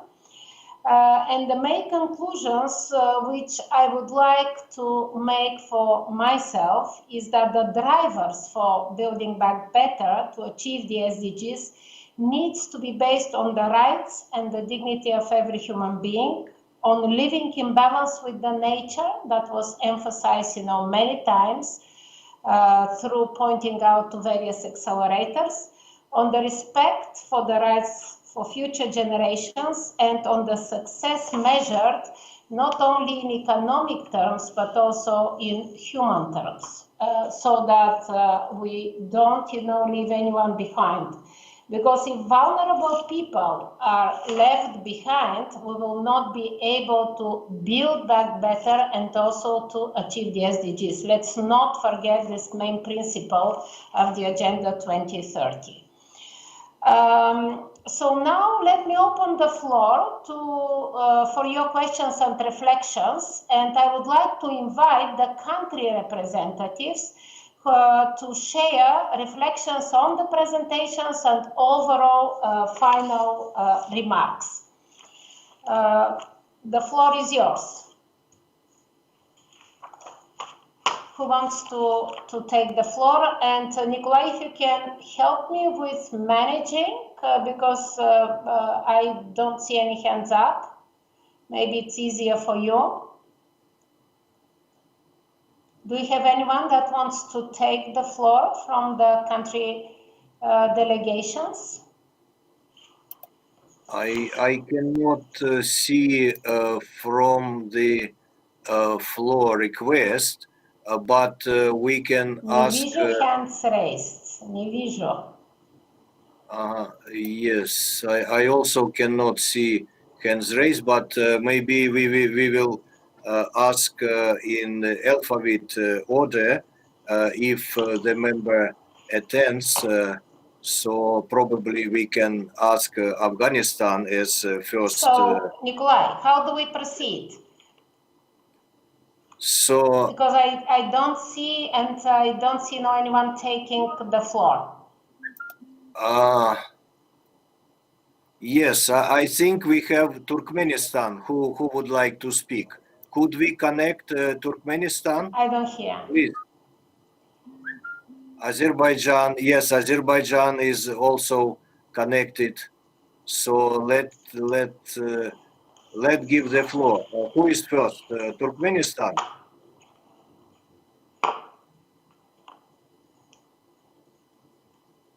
I see Azerbaijan. Inara, please.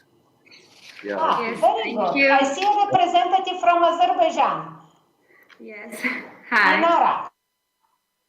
Yes, it's me. The floor is yours. Thank you very much.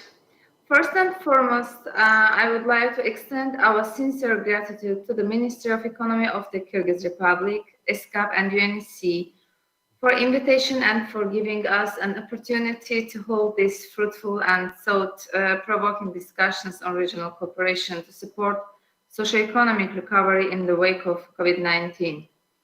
As it is known currently, the world economy is undergoing a challenging period because of the serious consequences of the global COVID-19 outbreak. The nature and the scale of crisis is unparalleled, and the virus recognizes no borders. Economies, whether it is strong or weak, are affected, albeit some claim for an end to multilateralism. The pandemic has proved the contrary. It has emphasized the need for global and regional responses to crisis and also for multilateral approaches. It's only through mutual support and joint efforts we can overcome the pandemic. And Azerbaijan attaches great importance to the implementation of the Sustainable Development Goals with the purpose to coordinate the implementation of tasks entrusted to each government agency under the commitments undertaken from transforming our world, the 2030 Agenda for Sustainable Development. The President of the Republic of Azerbaijan endorsed the decree on 2016 to establish the National Coordination Council for Sustainable Development of the Republic of Azerbaijan. The decree stipulated the establishment of the Council Secretariat, and the Minister of Economy was vested with the responsibility to oversee the effective coordination. And I would like also to mention that Azerbaijan was the first country in the region which submitted its 2 national voluntary reviews in 2017 and 19 for high-level political forum. And now we are planning to submit the 3rd voluntary national review on 2021. As the influential outcome of 2030 Agenda implementation, our country ranks 54th among the 166 countries featured in the Sustainable Development Report's calculated SDG index. Benchmarking this accomplishment, Azerbaijan has high scores above the average of Eastern Europe and Central Asia regional ranking, graded for 85 indicators. Thus, Azerbaijan uplifted to leader position in the Caucasus region. And in conclusion, let me again extend my sincere thanks for having convened these discussions, and I believe that today's important deliberations will pave the way for our future achievements and for our partnership. Thank you very much. Thank you very much to the representative from Azerbaijan. Thank you, Inara. Thank you for presenting and highlighting the major achievements of your country. Anybody else that wants to take the floor? from the country representatives? I think Elena, Ministry of Finance, Turkmenistan, wish to speak.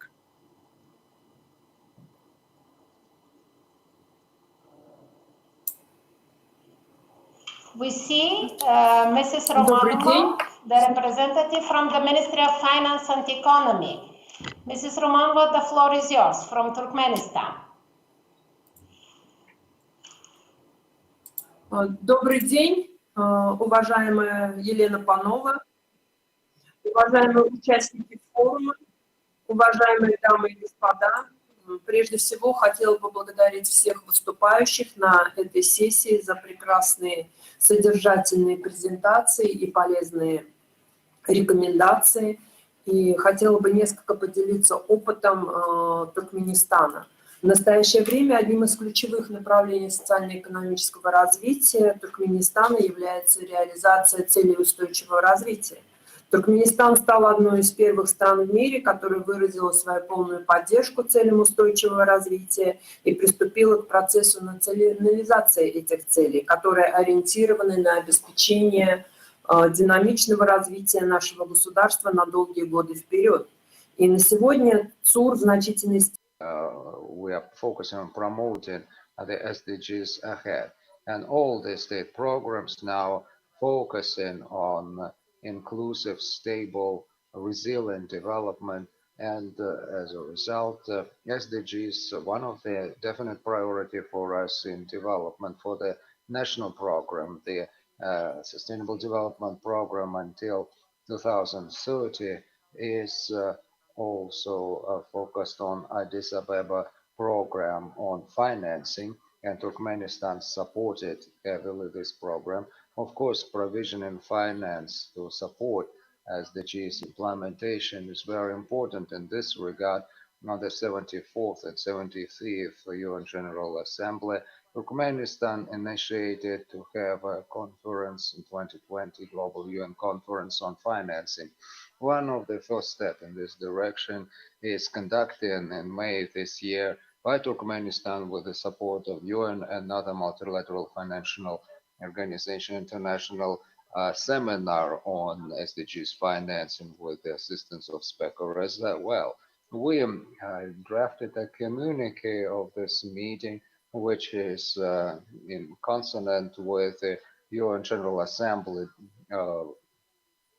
decisions on finance and SDGs. And actually, this is a very important step forward. One of the proposal in this regard is liquidation of social and economic repercussions of the pandemic, which of course badly hit most vulnerable groups like youth, women, and girls, people with special needs, and others. And in this regard, we need to be focused more on social supportive programs with the main motto, no one left behind. This is, of course, focused on education and health, which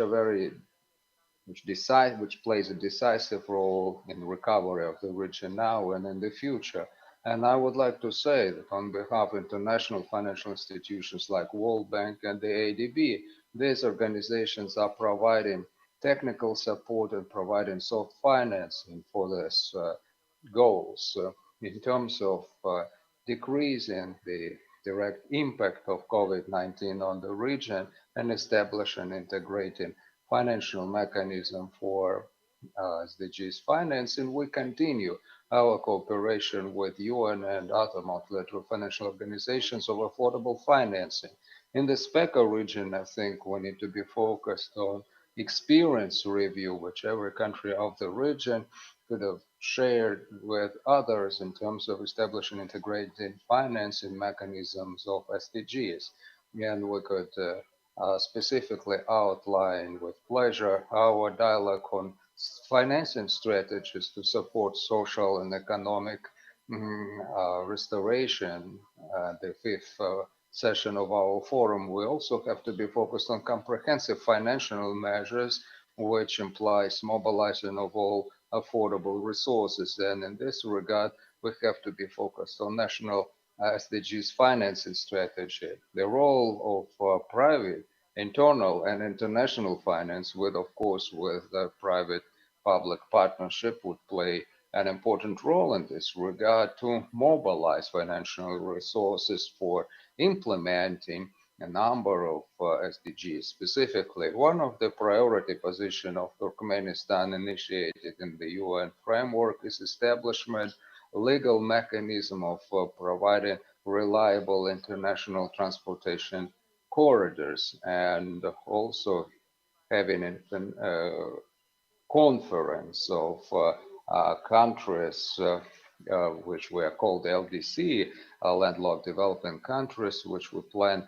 to have in January next year. And in terms of this conference, we would like to further improve our transportation cooperation. And I hope that many countries, participants of this SPECA forum and others, will participate at this event in terms of finding most reliable solutions in the transportation sector after the pandemic. At the end, I should say that we need to establish a common platform in order to give a trajectory for sustainable growth for the world economy.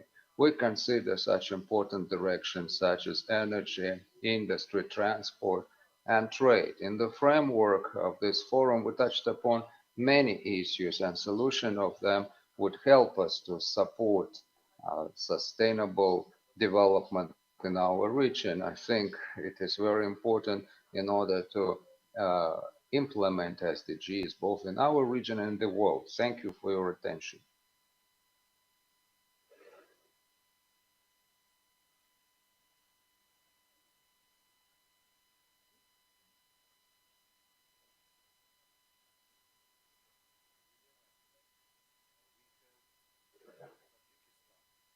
In a queue.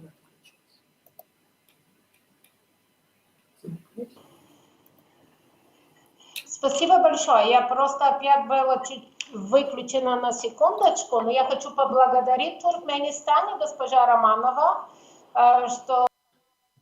Thank you, Turkmenistan. Again, I want to thank Turkmenistan for a national strategy on SDG implementation, and specifically, I want to thank her for underscoring the importance of financing SDGs as well as partnership with multilateral financial organizations, because it plays a decisive role in terms of back into trajectory of sustainable growth. Thank you again, Madam Romanova. Now we have Tajikistan, representative of Tajikistan. The floor is yours. Thank you very much, dear moderator, chairperson of this session. First of all, I would like to thank Mr. Sultan Akhmatov, Deputy Minister of Economy of Kyrgyz Republic, as the hosting country of the SPECA Economic Forum for this year. Dear distinguished colleagues and dear ladies and gentlemen, and from the beginning, I would like to also thank all of our presenters, our speakers of this session. And I would like to point that all of the presentations was very conductive and very useful even for us, for Tajikistan. The government of Tajikistan pays special attention to the trade in the region and acknowledges the importance of boosting regional trade, foreign investment, and economic partnership for benefit of all the SPECA countries. Eradication of poverty, food security, and rational use of natural resources as the basis for economic and social development are interrelated tasks and most important prerequisites for sustainable and inclusive development for many countries of the world. We support the promotion of the sustainable development as the continuous process between countries in implementation of the United Nations Agenda for Sustainable Development until 2030. Without forgetting the role of the innovation and entrepreneurship for the sustainable development, Tajikistan supports close cooperation among SPECA countries in these areas, as it contributes political stability and prosperity, improves well-being, reduces unemployment, and improves the ties between the peoples and cultures. Tajikistan has adopted a number of strategic documents, including National Development Strategy for the period up to 2030, and the Medium-Term Development Program for the period 2016 and 2020, in which the following priorities were identified: trade enhancement and simplification, export promotion and diversification, improvement of investment climate, integration into regional and world economies. In order to achieve these priorities, the government implemented necessary measures. An important area of the future work of the government will be the further development of nationalization target indicators, which are specially designed for the context of Tajikistan, followed by the previous experience of using global goals and indicators as the starting point. The developed unified list of proposed SDG indicators should be a priority in the nearest future. It is necessary to comply SDG indicators with the national monitoring programs and the monitoring of the goals and objectives of the national development strategy. I would like to point that until the end of this year, it will be the program, medium-term program of Tajikistan will be concluded, and we are already developed the new medium-term program for the period 2021-2025, where we also going to include all the priorities which is included in the Sustainable Development Goals of the United Nations. An important aspect of future development is to undertake appropriate measures for speeding up the process of achieving goals in the context of nationalization, localization, and implementation of the SDGs. These measures are focused on energy, gender equality, and regional development, and used as a factor that can result in a multiplier effect and impact on achieving various goals and targets. Given the current situation in Tajikistan, the government will consider investing in young people in the future as a most important acceleration factor for achieving a set of strategic goals. The effective implementation of the SDG and poverty in all its forms everywhere is based on the clear understanding of the targets in the framework of this goal, as well as the mechanism to achieve them with the close connection to other SDGs. In this context, priority directions remain food and energy security for Tajikistan, and thereafter ensuring access to quality food and safe drinking water. The integration of the SDG into the national development policy will allow Tajikistan to implement following priorities of social and economic policy in more focused manner: the effective use of natural resources, ensuring the diversification and competitiveness of the national economies, industrial development of the country, reducing poverty and raise the middle class, environmental protection, and well-balanced development of the regions. At the same time, Tajikistan's economy, the opportunity for the recovery needs to be put into perspective. The government has endorsed and is implementing a package of the crisis mitigation measures such as COVID-19 and the response plan. The country's response plan is also complemented by the several presidential decrees and government resolutions to counter the socio-economic implications of the coronavirus outbreak. Furthermore, by 2027, the government's concentrated efforts will be in the areas such as double the volume of Tajikistan GDP, reduce the priority of the poor population, increase the share of population with the average income, and ensure sustainable economic development and improve their competitiveness. The government has also committed to establish a dedicated and sustainable multi-stakeholder dialogue platform to specially address SDG financing concerns. I would like to point and to conclude that I'm sure that the use of the SPECA platform would allow the participating countries to make a coordinated decision in the direction of the creating favorable conditions in the SDGs. As it was introduced today during this session by our speakers, by our presenters, today is more the COVID-19 show us that the most important today is digitalization of the economy of the countries. So in this area, Tajikistan is also adopted the concept of on digital economy, and now we are working on the development of the program on digital economy for the period 21-25. And we also I also would like to point that it is more important in this situation that all the world is getting in this time. I mean, concerning the working on the establishment or in the relations with the e-commerce. Thank you very much, Mr. Chair, and I will stop here. Thanks a lot. Thank you very much for the representative of Tajikistan. Thank you for excellent presentation on the advancement of Tajikistan on the way to achieving the SDGs. I specifically appreciate you mentioning the importance of the alignment of the national planning documents, strategic documents with the SDGs.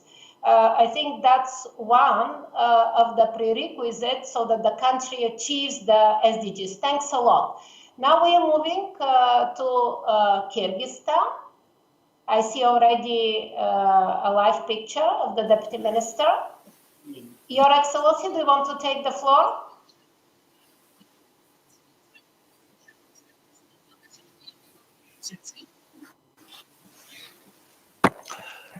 Спасибо. Thank you. I will be very brief. I do understand that we are just exceeding our time frame. Therefore, just like 2-3 comments from my side. We all understand that SDG is a global agenda, and Kyrgyzstan being a proponent of this agenda carried out national voluntary review in SDG implementation for the first time during the current year. So this is the first show for us. We are participating in this. What we want to say that implementation of SDG depends on 3 areas: economic, social, environmental. During today's discussions, there was an opinion voiced up that 2 areas were affected mostly by the pandemic, social and economic, and as far as environment is concerned, we obtained maybe some relief in this regard. But we have to understand that with the active economic activities, this issue will be really very topical again. And we do understand that we have to join our efforts to align these areas so that they would go at the same level.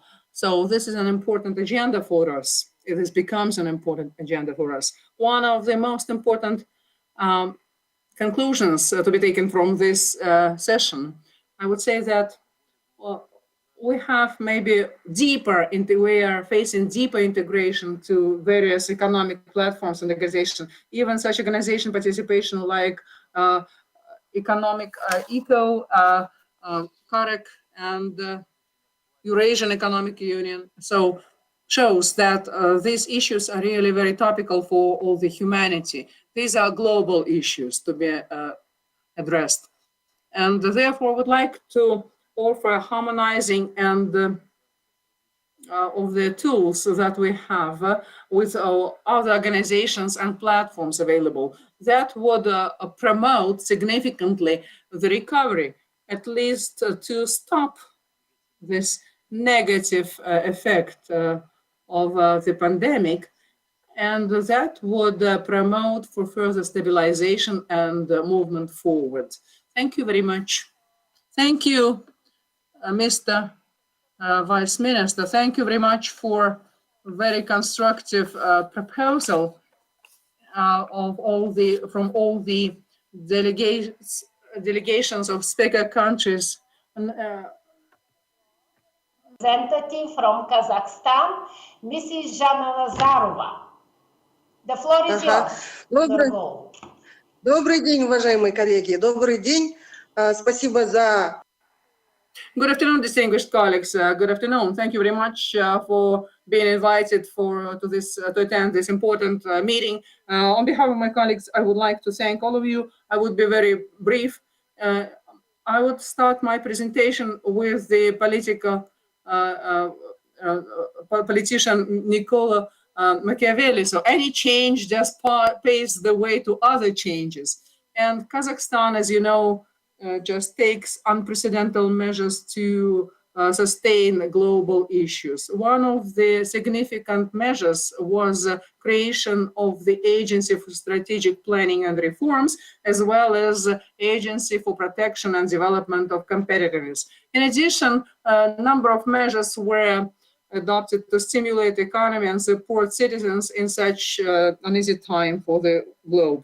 I would like to, of course, to say about our achievements. As we already mentioned, we have a set of measures for across all the economic sectors, but take into consideration lack of time or very limited time, that we would like just to offer to improve SDG implementation next year, 2021, the following. First, to approve a set of national indicators of SDGs. Second, to approve approaches to SDGs identification through 2030, taking this into account specifics of each region. Then just to elaborate on methodological approaches and systems of governmental planning, including the principle of no one left behind, comprehensive accounting of economic, social, and environmental dimensions, full-fledged split of data by sex, region, age, and region, as well as integration of SDGs into budget planning. Thank you for your attention, and that's the end of my statement. Wish everyone success.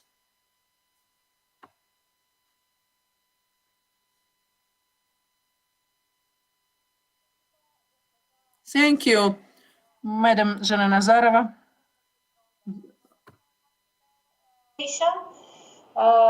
Very pragmatic suggestions. I'm sure the organizers have taken note of it, specifically collectively looking into the methodology of agreeing on national indicators for implementation of TSUR.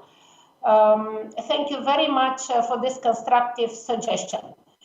So, do we have anybody else from the country delegations that wants to take the floor?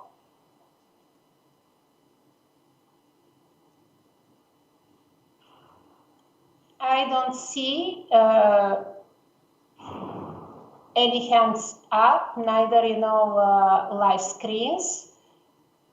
I guess with this we exhausted the statements of the country delegations. Let me know, colleagues, if I'm missing something.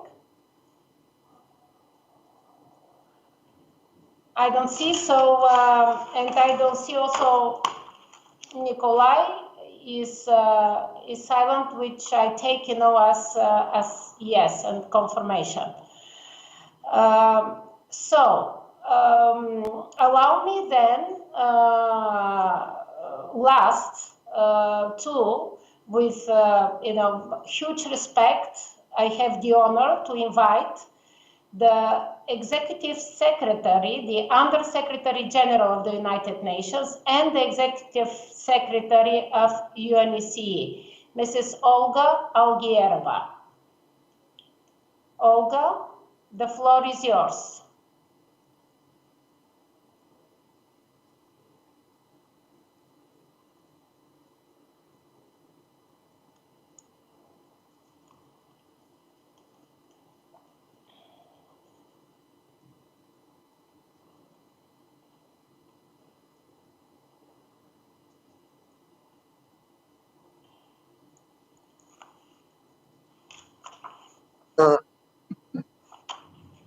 Warm greetings from Geneva, Excellencies, dear Armida, dear Elena, dear colleagues, ladies and gentlemen. First of all, let me thank to the Ministry of Economy of Kyrgyzstan for organization and congratulate everyone for successful completion of this year's SPECA Economic Forum on Regional Cooperation to support socio-economic recovery in the wake of COVID-19, despite all odds. As we know, humanity is facing the most serious challenge in our lifetimes to human health, globalization, and sustainable development. UN Secretary General Guterres put it best in his message for UN Day on 24th October this year, and let me make a quote. In our world today, we have one common enemy, COVID-19. This necessitates our joint response as reasonable human beings worthy of the name Homo sapiens. The United Nations organization has a key role to play in this joint response. The pandemic threatens to reverse progress on the global sustainable development goals. It is expected to push 71 million people back into extreme poverty and cause a 4.2% decline in real GDP per capita, according to UNECA data. Together, we stand a better chance of maintaining the direction of the 2030 Agenda for Sustainable Development. Similarly, SPECA, as a UN program supporting regional cooperation for sustainable development, can help face these challenges. Please stay assured that UNECA is dedicated to working together with our valuable partner, ESCAP, to support SPECA. It is important right now when trade, economic and environmental cooperation are needed more than ever to achieve a resilient, sustainable and inclusive recovery and to transition towards a more circular economy. As one of the speakers in this session noted, a fundamental challenge highlighted by this pandemic is to better manage natural resources. For this, we need a circular economy. Promoting the circular economy and sustainable use of natural resources in the UNECA region will be the theme of our 69th session of UNECA Commission to be held in April 2021. We expect the SPECA countries to take active part in it. I will personally invite respective ministers to deliver their national commitments on increased circularity. Circular economy is very important for landlocked Central Asia. In Europe and Central Asia, only around 1/3 of waste materials are recovered through recycling and composting. UNECA is ready to help on this issue. Sustainable trade is an important topic as well. UNECA is working to support the implementation of the SPECA principles of sustainable trade. Paradoxically, the virus has given us chances to rebuild our world better than it was before. For example, there is better understanding of the need to protect our environment and natural resources. Another example mentioned in this session is the harmonization of standards for the digitalization of multimodal transport corridors and supply chains. This is a key component of UNECA work. The pandemic has provided a possibility to overcome the limitations of corporate, institutional, and national interests, harmonize digital information flows, and make supply chains more efficient and resilient in the face of the pandemic. We strongly recommend SPECA countries to join this initiative. Last year, you adopted the Ashgabat initiative on reducing barriers to trade and transport using UN legal norms, standards, and best practice recommendations for trade and transport facilitation. I'm proud of the achievements in the realization of this Ashgabat initiative. These include analytical materials on non-tariff measures, harmonization of border crossing procedures, and information on data sharing, capacity building for trade and transport facilitation, a partnership for sustainable transport connectivity in the SPECA countries, new instruments for the digitalization of trade, transport, and transit. And these are just a few examples of what has been done, and they already attest to a mindset change. It is important that the SPECA countries take a lead in coordinating work on concrete topics. I want to conclude with a very important issue.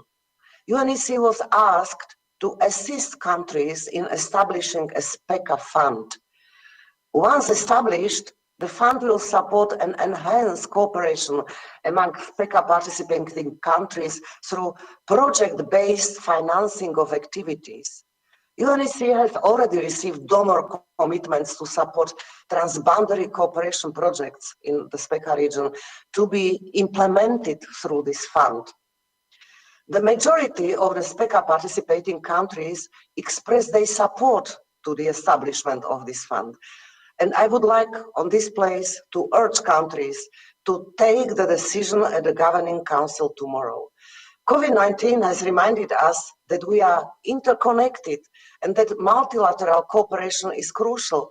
The SPECA Fund will be able to pay special attention to the impact of the COVID-19 related economic crisis and immediate socioeconomic response. I would like to extend our special gratitude to the Russian Federation, Kazakhstan, Turkmenistan, the Islamic Development Bank, and other development partners who have supported projects for the implementation of the SDGs in the SPECA countries. I hope that we can strengthen the collaboration with other international initiatives active in Central Asia. Thank you also to the UNECA staff, my colleagues who made this forum possible. And thank you all, and I wish you fruitful work at the SPECA Governing Council session tomorrow. I will be with you there. Thank you very much, Olga. Thank you for your very substantive and also encouraging remarks. And now I have the honor to invite Ms. Armida Saucier Alisbaga, Under Secretary General of the United Nations and Executive Secretary of ESCAP. Ms. Saucier, yes. the floor is yours. Thank you very much, Elena. Excellencies, my colleague Olga, Ex-Secretary of UNECE, distinguished delegates, ladies and gentlemen. I would like to express my sincerest appreciation and thanks to His Excellency Mr. Sanjar Mukanbetov, Minister of Economy of the Kyrgyz Republic and the current chair of the United Nations Special Program for Economies of Central Asia of SPECA, for so ably managing the SPECA Economic Forum 2020. Allow me also to extend my sincerest appreciation and thanks to all SPECA member states, moderators, speakers, participants, and our partners for your active participation and contribution to the successful conclusion of this forum. Excellencies, distinguished delegates, over the past 2 days, member states and stakeholders stressed the importance of regional cooperation, especially in the wake of COVID-19, and how we can mitigate the socioeconomic impact as well as better prepared for future crises, pandemics, and how all of us can recover better. May I share with you several takeaway policy messages from this economic forum. First, we understand and agree very much that trade and transport connectivity are critical given the landlockedness situation of SPECA member countries.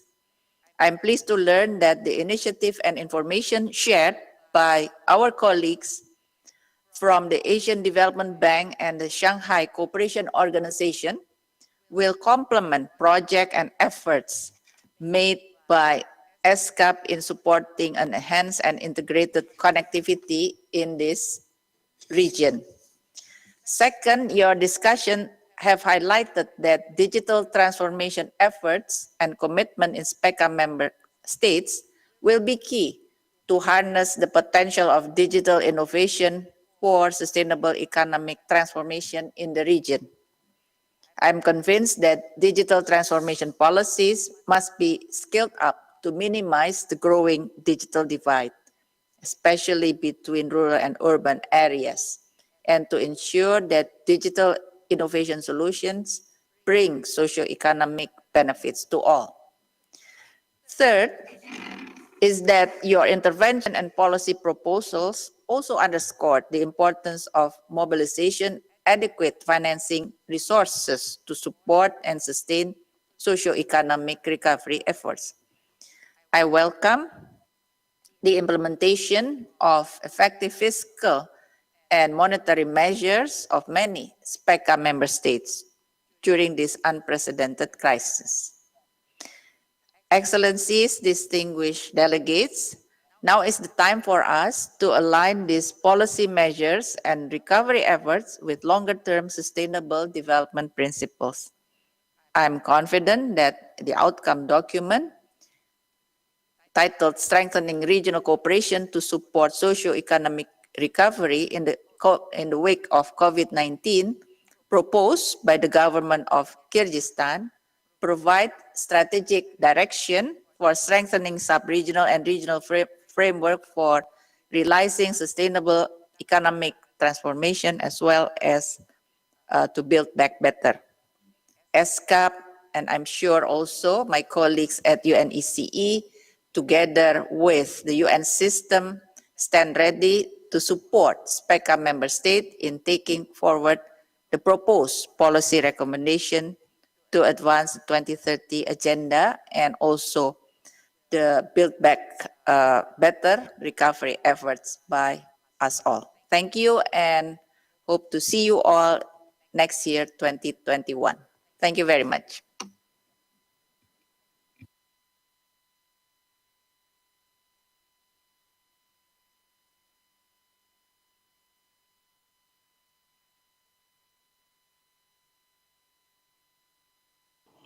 Thank you very much, Armida, for excellent remarks, and thanks for highlighting at the end the commitment of the entire UN development system.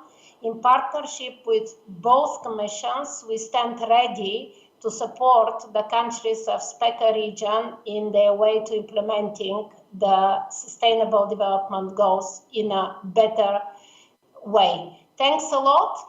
Now I want to give back the floor to our hosts and also to the organizers. Deputy Minister of Economy of Kyrgyzstan and Nikolai, over to you. It was a pleasure. Thank you.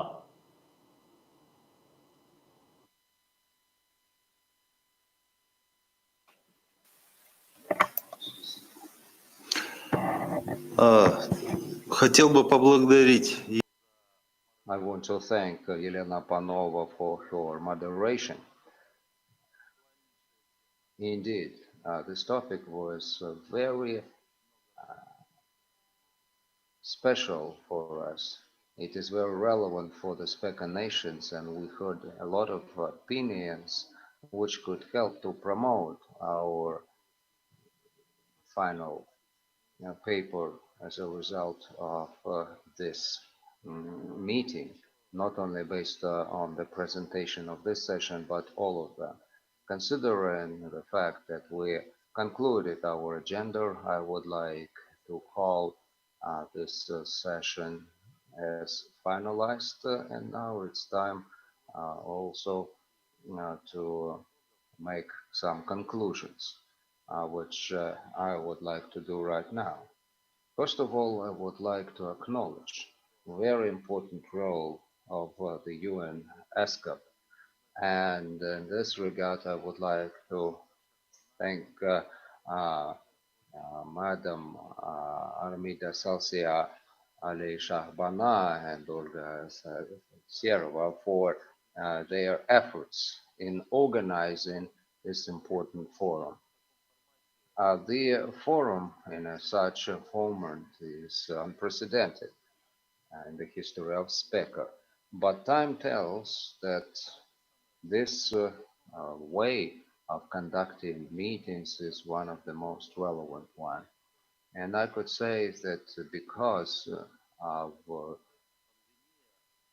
the pandemic situation, we made a special emphasis on digitalization. One of the presenters during the discussion told us that where we have a problem, we always have an opportunity at the same time. And I hope that in the future we will have only positive opportunities to promote those issues which we discussed today and yesterday. We discussed very relevant issues, both in the framework of global development agenda and in the framework of global efforts to contain the pandemic. I think those issues are harmoniously intertwined and has an impact on the economic growth at all possible levels. But we also have to understand that these processes are of global nature, and not a single country could withstand such a crisis alone, and only jointly, only together with effective collaboration and developing our economic links, we could overcome these problems. During the discussion, we also admitted a call for more coordinated and concerted efforts between private and governmental sectors. We have to understand when we have a holistic approach, then we could produce the well-balanced solutions which could be a good foundation for our activities. That is why those opinions, those proposals which were voiced would be a foundation for the final declaration. I think the Bishkek declaration will be adopted, which had been approved and reviewed by the UNECE and UNESCA secretariats. I understand that this is a big paper, and that is why we will send the draft to all of you electronically, and hopefully tomorrow at the council meeting we could adopt it. I hope that Nikolai Pomoshnikov will add from his side, and with this we could adjourn. Please, Mr. Pomoshnikov. Thank you. Mr. Vice Minister, for your high appreciation of two regional UN Commission, our executive secretaries. I want to thank for their personal contribution of this forum meeting. And as you said, this forum is featured due to its extraordinarity. This is the first forum, indeed, which we had online.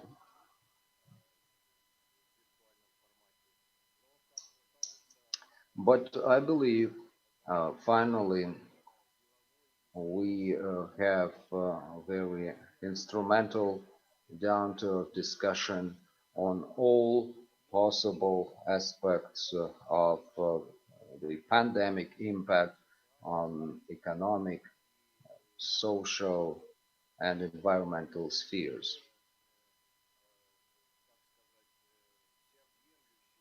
This is rather a comprehensive opinions exchange by the SPECA nations with all the stakeholders turn out to be very interesting. And as far as I could judge, as a result, we finally produced a very solid final paper, which I hope will be adopted tomorrow by all the member states.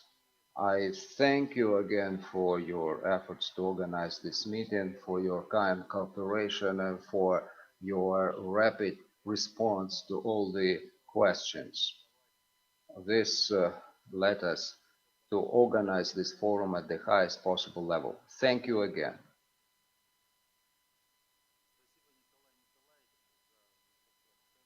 Thank you, Nikolai Nikolaevich, for your high appreciation of our efforts. At the end, I want to thank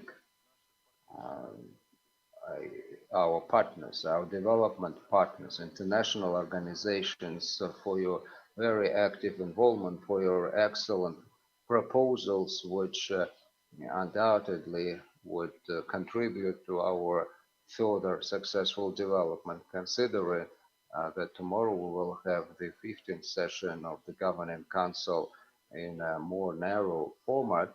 I would like to wish my colleagues and friends all the best, good health, success in your business endeavors, and I hope that the next Economic Forum and Economic Council will be done physically, and we will remember this meeting as a historical step towards digitalization. Thank you, and see you tomorrow at 9 a.m. Bishkek time. The meeting is adjourned.